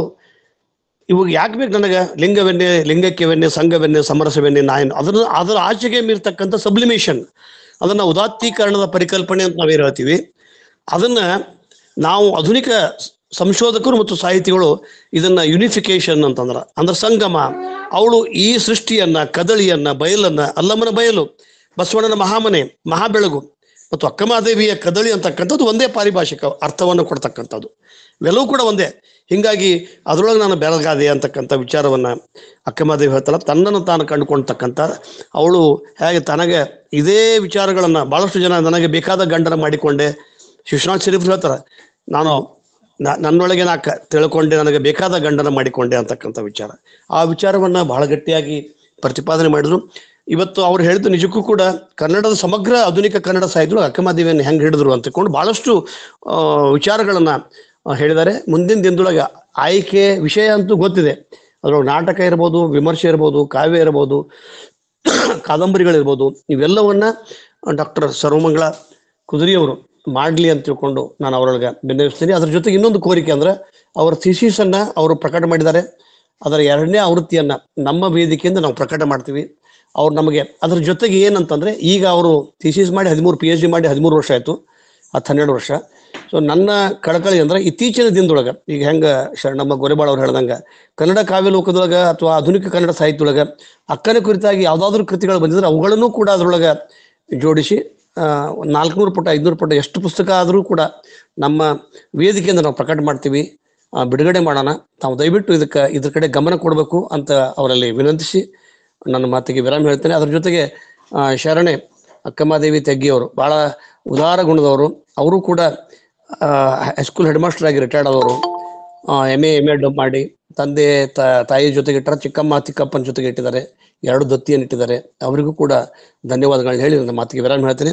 ಈಗ ಸರ್ವಮಂಗಳ ಕುದುರಿಯವರು ಏನಾದರೂ ಇನ್ನೊಂದು 10 ನಿಮಿಷ ಅಥವಾ 5 ನಿಮಿಷ ಕಾವ್ಯಕ್ಕೆ ಸಂಬಂಧಪಟ್ಟಂತದ್ದು ತಾವು ಹೇಳಿದ್ರೆ ತಾವು ಹೇಳ್ಬೋದು ಅಂತ ಹೇಳಿ ನನ್ನ ಮಾತು. ಹಾ ಸರ್, ಮೇಡಮ್ ಅವ್ರು ಕೇಳಿದ್ರು, ಶರಣಮ್ಮ ಅವರು ಅದಿರಲ್ಲ ಮೇಡಮ್ ಲೈನ್ ಒಳಗ? ಅದೇ BT ಲಲಿತಾ ನಾಯಕ್ ಅವರು ಬರೆದಿರುವಂತ ಒಂದು ಕಾವ್ಯವನ್ನ ನಾನು ನಿಮ್ಮ ಮುಂದೆ ಪ್ರಸ್ತುತ ಪಡಿಸ್ತೇನೆ ಮೇಡಮ್. ಕೆಡ ಸುಡುವನಲ್ಲನ ಒಲ್ಲೆ ನಾನೊಲ್ಲೆ ನೆನುತ ಮುಗಿಲಿಗೇಣಿಯ ನಿಕ್ಕಿ ಏರ ಹೊರಟೆ, ಜಾರಿದೆಯೋ ಏರಿದೆಯೋ ಆ ನಿನ್ನ ಮಲ್ಲಿಕಾರ್ಜುನನನ್ನೇ ಬಲ್ಲ ಅಂದು ಕದಳಿವನದಲ್ಲಿ ಕಳೆದು ಹೋದವಳ ಇಂದು ಹುಡುಕುತ್ತಲೇ ಇರುವೆ ಅಕ್ಕ, ಇನ್ನಾದರೂ ನಿನ್ನ ಸುಳಿವು ಸಿಕ್ಕಿಲ್ಲ ಅನ್ನುವಂಥ, ಅಕ್ಕ ಇನ್ನೂ ಸಿಕ್ಕಿಲ್ಲ ಅನ್ನುವಂಥ ಒಂದು ಕವನವನ್ನ BT ಲಲಿತಾ ನಾಯಕ್ ಅವರು ಬರೀತಾ ಇದ್ದಾರೆ. ಅಂದ್ರೆ ಓರೆಗಲ್ಲಿನಲ್ಲಿ ಅಳೆದು ಕೆಲವು ಅನುಮಾನಗಳನ್ನ ವ್ಯಕ್ತಪಡಿಸುವಂತ ಈ ಒಂದು ಕವನದಲ್ಲಿ ನಾವು ಕಾಣ್ತಾ ಇದ್ದೀವಿ. ಅಂದ್ರೆ ಅಕ್ಕನ ಬದುಕು ನಮಗೆ ಸಂಪೂರ್ಣವಾಗಿ ಮಾಹಿತಿಯೊಂದಿಗೆ ಒದಗಿಲ್ಲ ಎಂಬುದು ಇಲ್ಲಿನ ಒಂದು ಈ ಕವನದಲ್ಲಿಯ ಒಂದು ಆಶಯ ಆಗಿದೆ ಅಂತ ಹೇಳ್ಬಹುದು ಮೇಡಮ್. ಅಕ್ಕ ನಮಗಿನ್ನೂ ಸಿಕ್ಕಿಲ್ಲ. ಹಲೋ ಮೇಡಮ್ ಕೇಳ್ತದೆ ಕೇಳ್ತಾ ಇದ್ದೀರಿ? ಹಲೋ ಹಾ ಮೇಡಮ್ ಮಾತಾಡಿ, ಕೇಳ್ತಾ ಇದ್ದಾರೆ. ಹಾ, ಅಕ್ಕನನ್ನ ಇಲ್ಲಿ ಅಭಿಮಾನದಿಂದ ಕಂಡು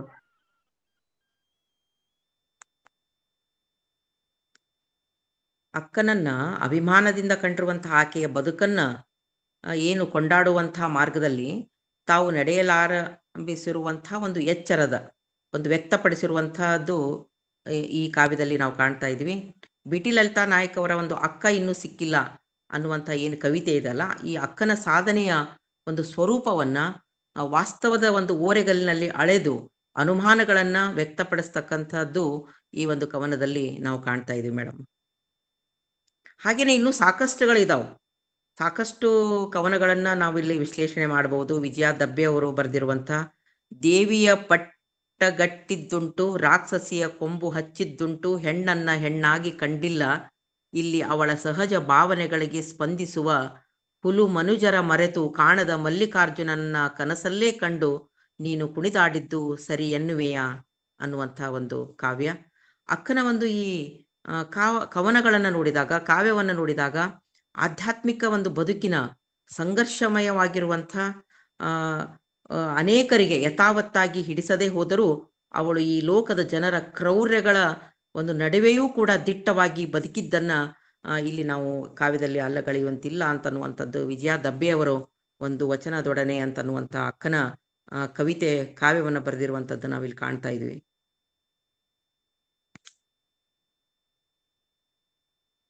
ಇನ್ನು ಸಾಕಷ್ಟು ಅಂದರೆ 110 ಕವನಗಳನ್ನು ನಾನಿಲ್ಲಿ ವಿಶ್ಲೇಷಣೆ ಮಾಡಿದ್ದೀನಿ ಮೇಡಮ್. ಅದು ಅವಳ ಒಂದು ಅಕ್ಕನ ಸಂಕೀರ್ಣ ಬದುಕಿಗೆ ಸಂಬಂಧಪಟ್ಟಿದ್ದಾಗಿರ್ಬೋದು, ಅಕ್ಕನ ವ್ಯಕ್ತಿತ್ವಕ್ಕೆ ಎತ್ತರಕ್ಕೆ ಸಂಬಂಧಪಟ್ಟಿದ್ದಾಗಿರ್ಬೋದು, ಅಕ್ಕನ ಜೀವನಾನುಭವದ ತಲ್ಲಣಕ್ಕೆ ಒಳಗಾಗಿರುವಂತಹ ಕೆಲವು ಕಾವ್ಯಗಳಾಗಿರ್ಬೋದು, ಅಕ್ಕ ಹಾಗೂ ಕೌಶಿಕನೊಂದಿಗಿರುವಂತಹ ಸಂವಾದದ ಕುರಿತು ಕೆಲವು ಕಾವ್ಯಗಳಿದಾವು, ಮತ್ತು ಅಕ್ಕ ಸಮಕಾಲೀನ ಮಹಿಳೆಯಾಗಿ ಹೇಗೆ ಕಾಣ್ತಾ ಇದ್ದಾಳೆ ಅಂತನ್ನುವಂಥದ್ದು ಆಗಿರ್ಬೋದು. ಇವೆಲ್ಲವುಗಳನ್ನ ಒಂದೊಂದು ಭಾಗವಾಗಿ ವಿಂಗಡಿಸಲಾಗಿದೆ. ಅದನ್ನು ಮುಂದಿನ ದಿನಮಾನಗಳಲ್ಲಿ ಈ ವೇದಿಕೆಯನ್ನ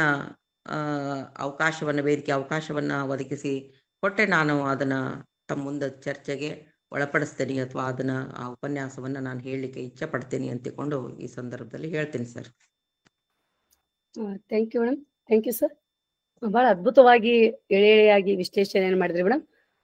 ಈಗಾಗಲೇ ಸರ್ ಹೇಳ್ದಂಗೆ ಮುಂದಿನ ದಿನಗಳಲ್ಲಿ ಒಂದೊಂದೇ ಆಯಾಮಗಳಲ್ಲಿ ಚರ್ಚಿಸುವಂತ ಅವಕಾಶವನ್ನ ಕೊಡ್ಲಾಗುವುದು ಅಂತ ಹೇಳ್ತಾ ಈಗ ತಮಗೆ ಪುನಃ ಧನ್ಯವಾದಗಳನ್ನ ಅರ್ಪಿಸ್ತಾ ಇವತ್ತಿನ ದತ್ತಿ ದಾಸೋಹಿಗಳಾಗಿರುವಂತ ಶರಣೆ ಅಕ್ಕಮಹಾದೇವಿ ಮಲ್ಲಪ್ಪ ತೆಗ್ಗಿ ಅವರು ತಮ್ಮ ನುಡಿಯ ಮನಗಳನ್ನು ಸಲ್ಲಿಸಬೇಕು ಅಂತ ಕೇಳ್ಕೊಳ್ತಾ ಇದ್ದೀವಿ ಮೇಡಮ್.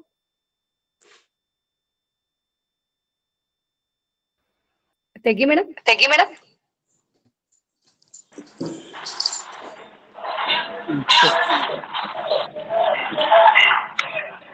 ಓಂ ಶ್ರೀ ಗುರುಲಿಂಗಾಯ ನಮಃ.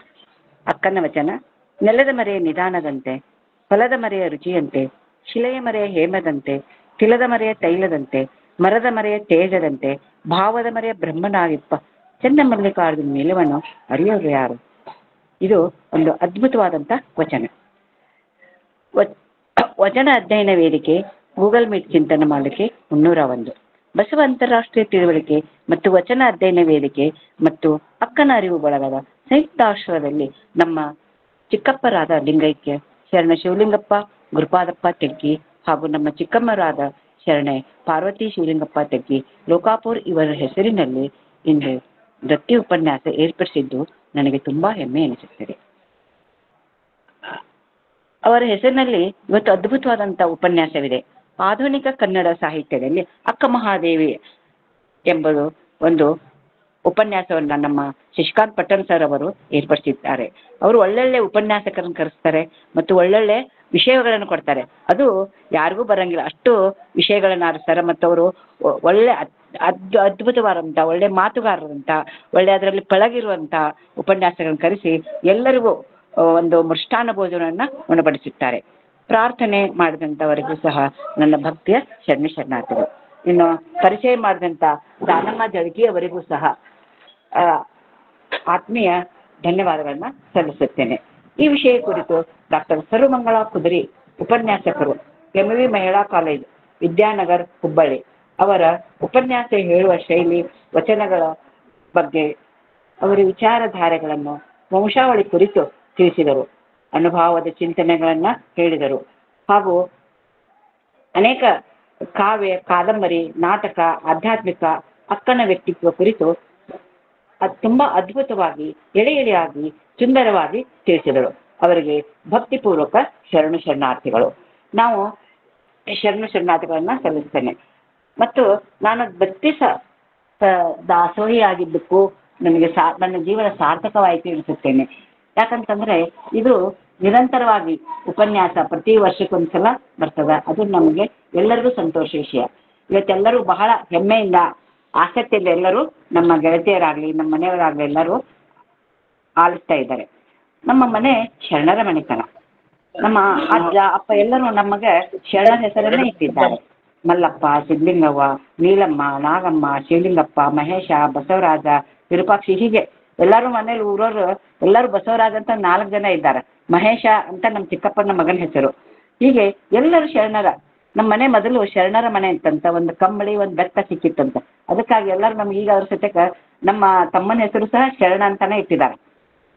ಮತ್ತೆ ನಮ್ಮನೆ ಯಾವಾಗಿದ್ರು ದಾಸೋಹಗಳಿಗೆ ಹೆಸರಾಗಿದ್ದು. ಬಡವರನ್ನ ಕಂಡ್ರೆ ಸಾಕು, ನಮ್ಮ ಚಿಕ್ಕಪ್ಪವ್ರಿಗೆ ಬಹಳ ಕನಿಕರ ಅನಿಸಿ ಅವರಿಗೆ ತಕ್ಕ ಸಹಾಯ ನೆರವು ನೀಡುತ್ತಿದ್ದರು. ಅವರೆಂದರೆ ಅವ್ರಿಗೆ ತುಂಬಾ ನನಗೆ ಅಭಿಮಾನ, ಪ್ರೀತಿ. ಯಾಕಂದ್ರೆ ನಾನು ಇನ್ನೂ ಚಿಕ್ಕವಳಿದ್ದಾಗಲೇ 4ನೇ ಕ್ಲಾಸ್ ಇದ್ದಾಗಲೇ ಲೋಕಾಪುರದಿಂದ ನನ್ನ ಬೆಂಗಳೂರಿಗೆ ಕರ್ಕೊಂಡು ಬಂದರು. ಅಲ್ಲಿ ಒಳ್ಳೆಯ ಶೇಷಾದ್ರಿಬೊಮ್ಮ ಹೈಸ್ಕೂಲ್ನಲ್ಲಿ ವಿದ್ಯಾಭ್ಯಾಸವನ್ನ ಮಾಡಿಸಿದ ನನ್ನ ಪ್ರಥಮ ಗುರು ಅಂತ ಹೇಳ್ಬೋದು. ಅವರ ಅವ್ರ ಹತ್ರನೇ ಇದ್ದು ನಾನು BA B.Ed MA ಮಾಡಿಸಿ ಮುಗಿಸಿದರು. ಮತ್ತು ಹೈಸ್ಕೂಲ್ ಟೀಚರ್ ನೌಕರಿಯನ್ನು ಸಹ ನನಗೆ ಬಂತು ಅವರ ದಯೆಯಿಂದ ಅಂತ ಹೇಳಬಹುದು. ಜೀವನ ಪರ್ಯಂತ ಅವರನ್ನು ಮರೀಲಿಕ್ಕೆ ಸಾಧ್ಯ ಇಲ್ಲ. ಅವರಿಗೆ 2 ಮಕ್ಕಳು, ಒಬ್ಬರು ಮಹೇಶ, ಇನ್ನೊಬ್ಬರು ಭುವನೇಶ್ವರಿ ಅಂತ. ಎಲ್ಲರೂ ಪ್ರೀತಿಯಿಂದ ಅವ್ರನ್ನ ಕಾಕಾ ಅಂತ ಕರಿತಿದ್ರು. ಊರಾಗಿನ ಜನರು, ಅಕ್ಕಪಕ್ಕದವ್ರು ಎಲ್ಲರೂ ಕಾಕಾ ಅಂತಾನ ಕರಿತಾ ಇದ್ರು. ಹೀಗೆ ಅವರು ನನ್ಗೊಂದ್ಸಲ ಯಾವಾಗೋ ಬೇಜಾರಾಯ್ತು ಅಂತ ಹೇಳಿದಾಗ ಅವ್ರು ಹೇಳಿದ್ರು, ನಿನ್ನ ಮನಸ್ಸನ್ನ ಆಧ್ಯಾತ್ಮಿಕತೆಯಲ್ಲಿ ತೊಡಗಿಸ್ಕೋಬೇಕು, ಅವಾಗ ಮನಸ್ಸಿಗೆ ಶಾಂತಿ ನೆಮ್ಮದಿ ಸಿಗ್ತದಂತ ಹೇಳಿ. ಏನಪ್ಪಾ ಹಿಂಗ್ ಹೇಳ್ತಾರಲ್ಲ ಅಂತ ಹೇಳಿ ನನಗೆ ಸ್ವಲ್ಪ ಅವಾಗ ಮುಜುಗರ ಅನ್ನಿಸ್ತು. ಆದ್ರೆ ನಿಜವಾಗ್ಲೂ ಅದರಲ್ಲಿ ನಾನು ಅವ್ರು ಹೇಳಿದಾಗಿದ್ದ ಅದನ್ನೇ ನಾನು ಪಾಲಿಸ್ತಾ ಬಂದೆ. ನಮ್ಮ ತಂದೆಯವ್ರು ಅಷ್ಟೇ. ನಾನು ಇನ್ನ ಚಿಕ್ಕವರಿದ್ದಾಗ ನನ್ನ ಹೆಸರನ್ನ ಲಿಂಗನುಡಿ ಬರ್ತಿತ್ರಿ. ಆಗ ಲಿಂಗನುಡಿಯಲ್ಲಿ ಅಜೀವ ಸರಸ್ ಆಗಿದ್ರು. ನಮ್ಮ ಚಿಕ್ಕಪ್ಪರು ಆಗ ಕಿರಣ ಏನದು ಕಿರಣ ಅಂತ ಪುಸ್ತಕ ಬರ್ತಾ ಇತ್ತು, ಕಲ್ಯಾಣ ಕಿರಣ ಅಂತ ಕಾಣಿಸ್ತದ. ಆಮೇಲೆ ಬಸವಪಥ ಎಲ್ಲ ಬಸವನ ಅವ್ರು ಒಟ್ಟ ಪೇಪರು ಪುಸ್ತಕಗಳನ್ನ ಎಂದೂ ಮಾಡ್ತಾ ಇರ್ಲಿಲ್ರಿ. ಎಲ್ಲಾ ಮನೆ ತುಂಬಾ ಬರೀ ಪೇಪರು ಪುಸ್ತಕಗಳು ಇರ್ತಾ ಇದ್ವು. ಯಾರಿಗೆ ಅವ್ರ ಮನೆಯಲ್ಲಿ, ನಮ್ಮ ಚಿಕ್ಕಪ್ಪರ ಮನೆಯಲ್ಲಿ ನನ್ನ ಹಿಡ್ಕೊಂಡು ಒಟ್ಟು 10-11 ಜನ ಶಾಲೆ ಕಲ್ಸಿದ್ದಾರೆ. ತಮ್ಮ ಅಕ್ಕನ ಮಗನ, ಮೊಮ್ಮಗನ, ತಂಗಿನ, ಅಣ್ಣನ ಮಕ್ಕಳನ್ನ, ತಂಗಿ ಮಕ್ಕಳನ್ನ ಎಲ್ಲರನ್ನೂ ಶಾಲೆ ಕಲಿಸ್ತಾರೆ. ಶಾಲೆ ಕಲಿಯೋ ಮಕ್ಕಳಂದ್ರೆ ಅವ್ರಿಗೆ ಬಹಳ ಪ್ರೀತಿ ರೀ. ಎಲ್ಲಿಲ್ಲದ ಅಕ್ಕರೆಯಿಂದ. ಅವರೇನೋ ದೊಡ್ಡ ಆಫೀಸರ್, DHO ಆಫೀಸರ್ ಆಗಿದ್ರು ಬೆಂಗಳೂರಲ್ಲಿ, ಕೆಮಿಕಲ್ ಎಕ್ಸಾಮಿನರ್ ಅಂತ ಹೇಳಿ. ಆದ್ರೂ ಅಷ್ಟು ಇದ್ರು ತುಂಬಾ ಸೀದಾ ಸಾದಾ ಮನುಷ್ಯರಲ್ಲಿ. ನಮ್ಮ ತಂದೆ ಲೋಕಾಪುರದಲ್ಲಿ ಸಹಿತಕ್ಕ ಹೊಲ ಮನೆ ನೋಡ್ತಿದ್ರು. ತಮ್ಮ ಅಂದ್ರೆ ಬಹಳ ಪ್ರೀತಿ. ಅವ್ರಿಗೆ ಇಷ್ಟು ಮಕ್ಕಳು ಶಾಲೆ ಕಲಿಲಿಕ್ಕೆ ಅದ್ದಾರಪ್ಪ, ಬೆಂಗಳೂರು ದೊಡ್ಡ ಊರ, ಅಲ್ಲಿ ಏನೂ ಕಾಸ್ಟ್ಲಿ ಜಾಸ್ತಿ ಅಂತ ಹೇಳಿ ಎಲ್ಲ ಧನ ಧಾನ್ಯವನ್ನ ಕೊಡ್ತಾ ಇದ್ರು. ನಮ್ಮ ತಂದೆ ನಮಗಷ್ಟೇ ಅಲ್ಲ, ಅವ್ರ ಅಕ್ಕಗಳಿಗೂ ಅಕ್ಕನ ಮಕ್ಕಳಿಗೂ ಸಹ ಅವ್ರು ಇರೋ ತನಕ ಎಲ್ಲರಿಗೂ ಕೊಡ್ತಾ ಇದ್ರು. ಅವಾಗೇನು ಬಸ್ ಇರ್ಲಿಲ್ಲ, ರಿಕ್ಷಾ ಇರ್ಲಿಲ್ಲ, ತಾವ ಹೊತ್ಕೊಂಡು ಹೋಗಿ ಕೊಡ್ತಾ ಇದ್ರು. ಹೀಗೆ ನಮ್ದೆಲ್ಲ ಒಟ್ಟು ಕೂಡು ಕುಟುಂಬ ಆಗಿತ್ತು. World is A family, life is A philosophy ಅಂತ ಎಲ್ಲರೂ ನಮ್ಮಲ್ಲಿ ಎಲ್ಲರೂ ತತ್ವಜ್ಞಾನಿಗಳೇ ತತ್ವ ಅಭ್ಯಾಸವನ್ನೇ ಮಾಡ್ತಾ ಇದ್ರು. ಆದ್ರೂ ನಮ್ಮ ಚಿಕ್ಕಪ್ಪರು ನಮ್ಮ ಬಾಗಲಕೋಟೆಯಲ್ಲಿ ನಮ್ಮ ಅತ್ತಿನ ಅಂದ್ರೆ ನಮ್ಮ ಅವರ ಅಕ್ಕನ ಕೊಟ್ಟಿದ್ರು. ಅಕ್ಕನ ಮಗಳನ್ನೇ ಮದುವೆ ಆದ್ರು. ಯಾಕಂತಂದ್ರೆ ಅದಕ್ಕೊಂದು ಕಾರಣ ಉಂಟು. ನಮ್ಮ ಚಿಕ್ಕಪ್ಪವರು ಬಾಗಲಕೋಟೆಯಲ್ಲೇ ಬಸವೇಶ್ವರ ಕಾಲೇಜಿನಲ್ಲಿ ಕಲಿತರು. ಆ ಕಲಿತ ಮೇಲೆ ಬೆಂಗಳೂರಿನಲ್ಲಿ ಅವ್ರಿಗೆ ಪಟ್ಟು ನೌಕರಿ ಬಂತು. ಅಲ್ಲಿಯೇ ಅವರು ನೌಕರಿ ಮಾಡಿ ಮುಂದೆ ಬೆಳಗಾವಿಗೆ ಬಂದರು. ಬೆಳಗಾವಿನಿಂದ ಗುಲ್ಬರ್ಗ, ಪುನಃ ಬೆಂಗಳೂರಲ್ಲಿನೇ DHO ಆಫೀಸ್ನಲ್ಲೇ ಅವರು ಕೆಮಿಕಲ್ ಎಕ್ಸಾಮಿನರ್ ಆಗಿ ರಿಟೈರ್ ಆದರು. ಅವರು ಏನೇನು ಅಪೇಕ್ಷೆ ಇಲ್ಲ, ಕೊಡುಗೈ ದಾನಿಗಳಾಗಿದ್ದು. ಒಟ್ಟ ಮನೆ ಕಟ್ಟೋದಕ್ಕೆ, ಮದುವೆ ಮಾಡೋದಕ್ಕೆ, ಅಧ್ಯಯನ ಮಾಡೋದಕ್ಕೆ ಧನ ಸಹಾಯವನ್ನ ಎಲ್ಲರಿಗೂ ಮಾಡ್ತಾನೆ ಇದ್ರು. ಅವ್ರಿವ್ರು ಅನ್ನೋದೇ. ಅವ್ರು ಯಾರಿಂದನೂ ಒಂದು ಪೈಸಾನು ಇಷ್ಟು ಅಂದ್ರೆ ಬಟ್ಟೆಗಳು ಸಹ ಜಾಸ್ತಿ ಇರಲಿಲ್ಲ. ನಮ್ಮನ್ನು ಎಲ್ಲೂ ಕರ್ಕೊಂಡು ಹೋಗ್ತಾ ಇರಲಿಲ್ಲ. ಹೋದ್ರೆ ಭಾಷಣ ಮಾಡಕ್ಕ ಮತ್ತೆ ಇದಕ್ಕೆ ಎಲ್ಲರಿಗೂ ಕರ್ಕೊಂಡು ಹೋಗ್ತಾ ಇದ್ರು. ಅದ್ರ ಹೊರಗೆ ಏನು ತಿಂಡಿ ಕೊಡಿಸ್ತಾ ಇರಲಿಲ್ಲ. ಮನೆಯಲ್ಲೇನೆ ಎಲ್ಲ ಮಾಡೋದು. ಹೊರಗಿನ ಮಕ್ಕಳಿಗೆ ಒಳ್ಳೇದಲ್ಲ ಅಂತ ತಿಳ್ಕೊಂಡು ಮನೆಯಲ್ಲೇನೆ ಎಲ್ಲೆನ್ನ ತಯಾರು ಮಾಡುವಂತೆ ಹೇಳ್ತಾ ಇದ್ರು. ಅವ್ರ ಮನೆ ಒಂದು ಮಹಾಮನೆ ಆಗಿತ್ತು. ಪ್ರತಿದಿನ ಈಗಾದ್ರೂ ಸರಿ ನೋಡ್ರಿ, ಬೆಂಗಳೂರಲ್ಲಿ ಅವರ ಗೆಳೆಯರು, ಸಂಬಂಧಿಕರು, ಪರಿಚಯರು ದಿನ ಏನಿಲ್ಲ ಅಂದ್ರೆ 5-6 ಜನ ಪ್ರಸಾದನ್ನ ತೆಗೆದುಕೊಂಡು ಹೋಗ್ತಾರೆ. ಅವ್ರಿಗೆ ಒಬ್ಬನೇ ಮೊಮ್ಮಗ ಮನೋಜ್ ಕುಮಾರ್ ಅಂತ. ಅವನು BA ಅಗ್ರಿಕಲ್ಚರ್ ಓದಿದ್ದಾನೆ ಮತ್ತು ಈಗ ಸರ್ವಿಸ್ ಮಾಡ್ತಾ ಇದ್ದಾನೆ. ನೋಡ್ರಿ, ಒಳ್ಳೆಯವರಿಗೆ ಸದಾಕಾಲ ಒಳ್ಳೇದೇ ಆಗುತ್ತದೆ ಎಂಬುದೇ ಒಳ್ಳೇದೇ ಆಗುತ್ತದೆ ಎಂಬುದೇ ಎಲ್ಲರಿಗೂ ನಂಬಿಕೆ. ನಮ್ಮ ಚಿಕ್ಕಪ್ಪರು ಒಂದು ಉದಾಹರಣೆ ಅಂತ ಹೇಳ್ಬಹುದು. ಈ ವೇದಿಕೆಯಲ್ಲಿ ಎಲ್ಲರೂ ನಮಗೆ ಸಹಕಾರ ಸಹಾಯ ಮಾಡಿ ಈ ದತ್ತಿ ಉಪನ್ಯಾಸವನ್ನು ಸಾರ್ಥಕ ಮಾಡಿದಂಥ ವೇದಿಕೆ ಎಲ್ಲ ಬಂಧುಗಳಿಗೂ ಶರಣಾರ್ಥಿಗಳು. ಇದಕ್ಕೆ ಶಶಿಕಾಂತ್ ಪಟ್ಟಣ್ ಸರ್ ಅವ್ರಿಗೂ ಮತ್ತು ಒಳ್ಳೆಯ ಉಪನ್ಯಾಸ ಇಟ್ಟಂತ ಸರ್ ಅವರಿಗೂ ಭಕ್ತಿಯ ಶರಣಾರ್ಥಿಗಳನ್ನ ಸಲ್ಲಿಸುತ್ತೇನೆ. ಹಾಗೆ ಎಲ್ಲರೂ ನಮ್ಮ ಮನೆಯಲ್ಲಿ ವಚನಗಳನ್ನು ಓದಿನೇ ಮಲ್ಕೋಬೇಕು. ಅಲ್ಲಿವರೆಗೂ ಮಲ್ಕೊಳ್ತಾ ಇರಲಿಲ್ಲ. ಅದಕ್ಕಾಗಿ ಪ್ರತಿಯೊಬ್ಬರು ನಾವು ಚಿಕ್ಕಂದಿರುವಾಗಲೇ ಎಲ್ಲಾದ್ರೂ ಭಾಷಣ ಹಿಂಗ ಆಗಸ್ಟ್ 15 ಆಗಲಿ ಮತ್ತು ಸ್ವತಂತ್ರ ದಿನ ಆಗಲಿ, ನಾಡ ಹಬ್ಬ ಯಾವುದೇ ಇರಲಿ, ನಮ್ಮ ತಂದೆಯವ್ರ ಪಂಚಾಯತಿ ಅಧ್ಯಕ್ಷರಿದ್ರು. ಎಲ್ಲಾ ಕಡೆಗೂ ನಮಗೆ ಚಿಕ್ಕವರಿದ್ದಾಗ ಭಾಷಣ ಮಾಡಕ್ ಕರ್ಕೊಂಡು ಹೋಗ್ತಾ ಇದ್ರು. ಅವಾಗಿಂದ ನನ್ಗೆ ಸ್ವಲ್ಪ ಭಾಷಣದಲ್ಲಿ ಹೆಚ್ಚು ಆಸಕ್ತಿ ಇದೆ. ಆದ್ರೆ ಬರವಣಿಗೆಯಲ್ಲಿ ಮಾತ್ರ ಇಲ್ಲ. ಗೂಗಲ್ ಮೀಟಿಗೆ ಬಂದ ಮೇಲೆ ಅಲ್ಪ ಸ್ವಲ್ಪ ಇನ್ನೂ ನಾ ಕಲಿಕಾರ್ಥಿ ಅಲ್ಪ ಸ್ವಲ್ಪ ಬರಿತಾ ಇದ್ದೀನಿ. ಆದ್ರೆ ಎಲ್ಲರ ಪ್ರೋತ್ಸಾಹದಿಂದ ಮತ್ತು ಎಲ್ಲರ ಉತ್ಸುಕತೆಯಿಂದ ನೋಡಿ ಅವ್ರಂಗೆ ನಾನೂ ಬರಿಬೇಕು ಅಂತ ಹೇಳಿ ಈಗೀಗ ಸ್ವಲ್ಪ ನಾನು ಬರಿತಾ ಇದ್ದೀನಿ. ಅದು ತಪ್ಪಾಗಲಿ ಏನಾಗಲಿ ನನಗೇನು ಇದು ಆಗಲ್ಲ. ಆದ್ರೆ ನನ್ಗೆ ಬರೆಯಕ್ಕೆ ಬರ್ತೈತಲ್ಲ ಅಂತೇಳಿ ನನಗೆ ಅದೇ ಒಂದು ಸಂತೋಷ. ಅದಕ್ಕಾಗಿ ಈ ಉಪನ್ಯಾಸ ಇನ್ನೂ ಮತ್ತೆ ನಮ್ಮ ತಂಗಿಗಳಿಗೆಲ್ಲ ಹೇಳಿದ್ದೀನಿ, ನೀವು ಉಪನ್ಯಾಸ ಇದ್ರಿ, ಬಹಳ ಚೆನ್ನಾಗಿತ್ತು. ಅವರು ಎಲ್ಲ ಕೇಳ್ತಾ ಇದ್ದಾರೆ, ಹೌದು ಬಹಳ ಚೆನ್ನದ, ನಾವು ಇನ್ಮೇಲೆ ಇರ್ತೀವಿ ಅಂತ ಹೇಳಿದ್ದಾರೆ. ಹಾಗೆ ಬಹಳ ಈ ಸರ್ಗಳು ಸುಂದರವಾಗಿ ತಿಳಿಸಿಕೊಟ್ರು. ಮತ್ತು ಆಧುನಿಕ ಕನ್ನಡ ಇತಿಹಾಸದಲ್ಲಿ ಮೇಡಮ್ ಅವರು ಹೇಳಿದ್ರು. ಆದ್ರೆ ಇನ್ನೂ ಹೆಚ್ಚು ಹೆಚ್ಚು ಕೇಳ್ಬೇಕಂತ ಆಸಕ್ತಿ ನನಗಾತು. ಒಳ್ಳೆ ಅದ್ಭುತ ಉಪನ್ಯಾಸ ಅಂತ ಹೇಳ್ಬೋದು. ಬಹಳ ಸುಂದರವಾಗಿ ನಮಗೆ ಅವರು ತಿಳಿಸಿಕೊಟ್ಟರು. ಅವ್ರಿಗೂ ಸಹ ತುಂಬು ಹೃದಯದ ಶರಣಾರ್ಥಿಗಳು. ಪಟ್ಟಣ್ ಸರ್ ಅವರಿಗೆ ಅನಂತ ಅನಂತ ಧನ್ಯವಾದಗಳು. ಇದು ಮತ್ತು ಸಂಯೋಜಕರಾದಂಥ ರುದ್ರಮೂರ್ತಿ ಸರ್ ಅವರಿಗೆ ಮತ್ತು ಕುಮಾರ ರಾಜಣ್ಣ ಅವರಿಗೂ ಸಹ ನನ್ನ ಭಕ್ತಿಯ ಶರಣಾರ್ಥಿಗಳು.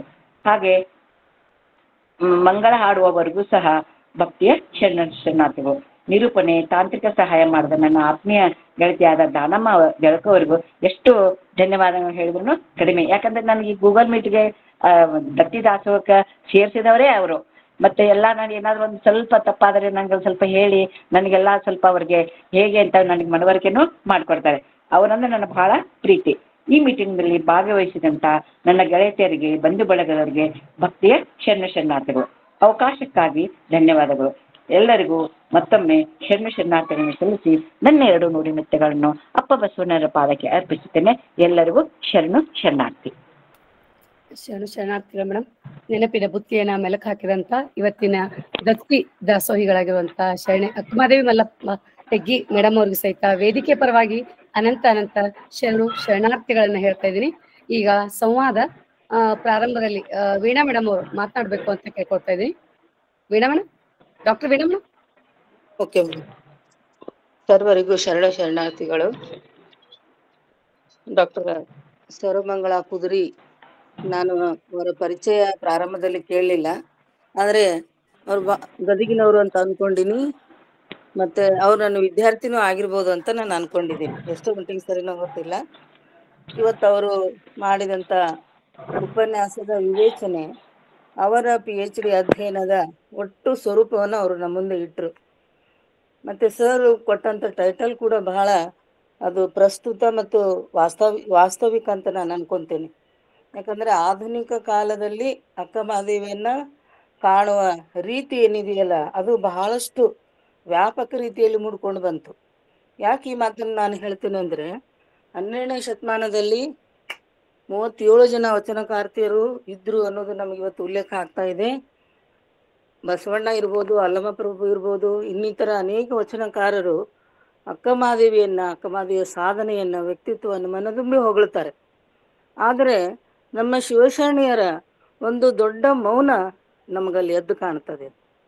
ಅಕ್ಕಮಹಾದೇವಿಯ ವ್ಯಕ್ತಿತ್ವ, ಆಕೆಯ ಸಾಧನೆಯನ್ನ ಈ ಶರಣರು ಹೇಳಿದ ಹಾಗೆ ಶರಣೀಯರಲ್ಲಿ ಯಾವ ವಚನಗಳಲ್ಲೂ ನಮಗದು ಉಲ್ಲೇಖ ಆಗಿಲ್ಲ. ಯಾಕೆ ಅನ್ನೋದೊಂದು ದೊಡ್ಡ ಪ್ರಶ್ನೆ. ಅದು ಯಾಕೆ ಹೆಣ್ಣು ಮಕ್ಕಳು ಅಕ್ಕಮಹಾದೇವಿಯ ಈ ಸ್ತ್ರೀ ಸಾಧನೆಯನ್ನ ಅವರು ಹೇಳಲಿಲ್ಲ ಬಾಯಿ ಬಿಟ್ಟು? ಅವ್ರಿಗೆ ಅದು ಮೆಚ್ಚುಗೆ ಇರ್ಲಿಲ್ವೇ?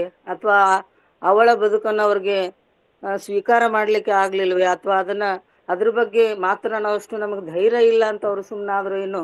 ಎಲ್ಲಿ ಸ್ತ್ರೀ ವಚನಕಾರ್ತಿಯರಲ್ಲಿ, ಶಿವಶರಣೆಯರಲ್ಲಿ ಅಕ್ಕಮಹಾದೇವಿ ಬಗ್ಗೆ ನಮಗೆ ಮಾತುಗಳು ಕಂಡು ಬರೋದಿಲ್ಲ.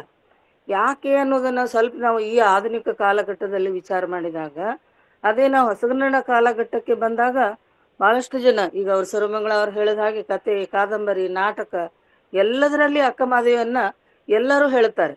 ಯಾಕಂದ್ರೆ ಆಧುನಿಕ ಈ ಕಾಲಘಟ್ಟ ಸ್ತ್ರೀವಾದದ ಮತ್ತೆ ಸ್ತ್ರೀ ಸಮಾನತೆಯ ಒಂದು ಅಭಿವ್ಯಕ್ತಿಯ ಒಂದು ಕಾಲಘಟ್ಟ ಆಗಿರೋದ್ರಿಂದ ನಮ್ಮ ಮಹಿಳೆಯರು ಅಕ್ಕನನ್ನ ಅರ್ಥ ಮಾಡಿಕೊಂಡ್ರು ಅಂತ ನನಗೆಲ್ಲೋ ಒಂದ್ ಕಡೆ ಅನಿಸ್ತದೆ ಆಧುನಿಕ ಸಾಹಿತಿಗಳು. ಹಾಗಾಗಿ ಮನಸ್ಸು ಬಿಚ್ಚಿ ಮಾತಾಡಿದ್ರು ಅವರು. ಆಕೆ ಬಗ್ಗೆ ನಾಟಕ, ಕತೆ, ಕವನ, ಕಾದಂಬರಿ ಪುರುಷರು ಬರೆದಿದ್ದಾರೆ, ಆ ಮಾತು ಬೇರೆ. ಆದ್ರೆ ಸ್ತ್ರೀಯರು ಬರೆಯುವಂಥದ್ದು ಏನಿದೆಯಲ್ಲ ಅಕ್ಕಮಹಾದೇವಿ ಬಗ್ಗೆ, ಅದು ನಾವು ಕಾಣುವುದು ಹೊಸಗನ್ನಡದಲ್ಲಿ ಮಾತ್ರ. ಇನ್ನೆಲ್ಲಿ ನಾವು ಅದನ್ನು ಕಾಣಲಿಕ್ಕೆ ಸಾಧ್ಯ ಇಲ್ಲ ಅನ್ನೋದು ಒಂದು ಬಹಳ ಗಮನಿಸಬೇಕಾದಂತ ಒಂದು ಅಂಶ. ಇದು ಯಾಕೆ ಅನ್ನೋದು ಕೂಡ ಒಂದು ಪ್ರಶ್ನೆ. ಯಾಕೆ ನಮ್ಮ ಶಿವಶರಣರು ಅಕ್ಕನ ಬಗ್ಗೆ ಮಾತಾಡ್ಲಿಲ್ಲ ಅನ್ನೋದು ಕೂಡ ಚರ್ಚಿತವಾಗುವಂತ ವಿಷಯ ಅಂತ ನಾನು ಅನ್ಕೊಂತೇನೆ. ಮತ್ತೆ ನಮ್ಮ ಸರ್ವಮಂಗಳ ಅವರು ಬಹಳಷ್ಟು ವಿಷಯಗಳನ್ನು ಇಟ್ಕೊಂಡು ಅವರು ಬಹಳ ಪರಿಶ್ರಮ ಪಟ್ಟಾರೆ. ಯಾಕಂದ್ರೆ ಸಂಗ್ರಹ ಮಾಡಕ್ಕೆ 2 ವರ್ಷ ಆಯ್ತು ನನಗಂತ ಹೇಳಿದ್ರು. ಅದನ್ನೆಲ್ಲ ಇಟ್ಕೊಂಡು ಅವ್ರು ಮಾಡಿದ್ದನ್ನ ಇವತ್ತು ನಮಗ ಅದು ಬೇಕಾಗಿದೆ. ಯಾಕಂದ್ರೆ ಹೊಸಗನ್ನಡದಲ್ಲಿ ಅಕ್ಕಮಹಾದೇವಿಯನ್ನ ಕಂಡ ರೀತಿ ಹೇಗೆ ಅನ್ನೋದು ನಮಗೆ ಬಹಳ ಮುಖ್ಯ.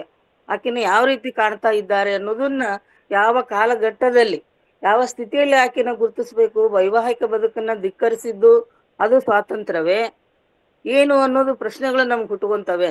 ಅಂದ್ರೆ ಮದುವೆಯನ್ನ ಬಿಟ್ಟಾಗ್ಲೇ ಸ್ವಾತಂತ್ರ್ಯವನ್ನ ಹೆಣ್ಣು ಅನುಭವಿಸ್ಲಿಕ್ಕೆ ಸಾಧ್ಯವೇ? ಹೇಗೆ ಎನ್ನುವಂತ ಅನೇಕ ಆಧುನಿಕ ಮನಸ್ಸಿನ ಪ್ರಶ್ನೆಗಳು ನಮಗೆ ಅಕ್ಕಮಹಾದೇವಿ ವ್ಯಕ್ತಿತ್ವ ಇವತ್ತು ಬಹಳ ಚರ್ಚಿತ ಆಗ್ಬೇಕಾದಂತ ವಿಷಯ ಅಂತ ನಾನು ಅನ್ಕೊಂತೇನೆ. ಹೀಗಾಗಿ ಅವರು ಅದನ್ನ ಅಭ್ಯಾಸ ಮಾಡಿದ್ದಾರೆ. ಒಂದೊಂದೇ ಸರ್ ಹೇಳದಂಗೆ ಒಂದೊಂದೇ ಕಾಲಘಟ್ಟವನ್ನ ಇಟ್ಕೊಂಡು, ಕಾವ್ಯ, ಕಥೆ, ಕಾದಂಬರಿ ಇಟ್ಕೊಂಡು ಅವರು ಮತ್ತೆ ಮತ್ತೆ ಈ ವೇದಿಕೆಯಲ್ಲಿ ಮಾತಾಡ್ಲಿ ಅಂತ ನಾನು ಅನ್ಕೊಂತೇನೆ. ಯಾಕಂದ್ರೆ ನಮ್ಮ ಸಿದ್ದೇಶ್ವರ ಪುರಾಣಿಕ ಅವ್ರು ಹೇಳಿದ್ರು, ಅಕ್ಕ ಆದರ್ಶವೇ ಹೊರತು ಅನುಕರಣೀಯ ಅಲ್ಲ ಅಂತ. ಅನುಕರಣೀಯ ಆಗೋದಿಲ್ಲ ಅಂತಾನೆ ನಮ್ಮ ಶಿವಶರಣೀಯರು ಮೌನವನ್ನ ತಾಳಿದ್ರೇನೋ ಅಕ್ಕನ ಬಗ್ಗೆ ಅಂತ ಅನಿಸ್ತದೆ. ಒಂದು ನನ್ನ ವಿಚಾರವನ್ನ ತಮ್ಮ ಮುಂದೆ ನಾನು ಪ್ರಸ್ತುತಪಡಿಸಿದೆ. ಮತ್ತೊಮ್ಮೆ ಸರ್ವಮಂಗಳ ಅವರು ಈ ವೇದಿಕೆಗೆ ಬರ್ಲಿ ಅಂತ ಹೇಳ್ತಾ ಎಲ್ಲ ಸಂಘಟಕರಿಗೆ ಅವ್ರಿಗೆ ಮತ್ತೊಮ್ಮೆ ನಾನು ನಮಸ್ಕಾರವನ್ನು ಹೇಳ್ತಾ ಶರಣಾರ್ಥಿಗಳನ್ನು ಸಲ್ಲಿಸ್ತೇನೆ. ಶರಣಾರ್ಥಿಗಳು ಮೇಡಮ್.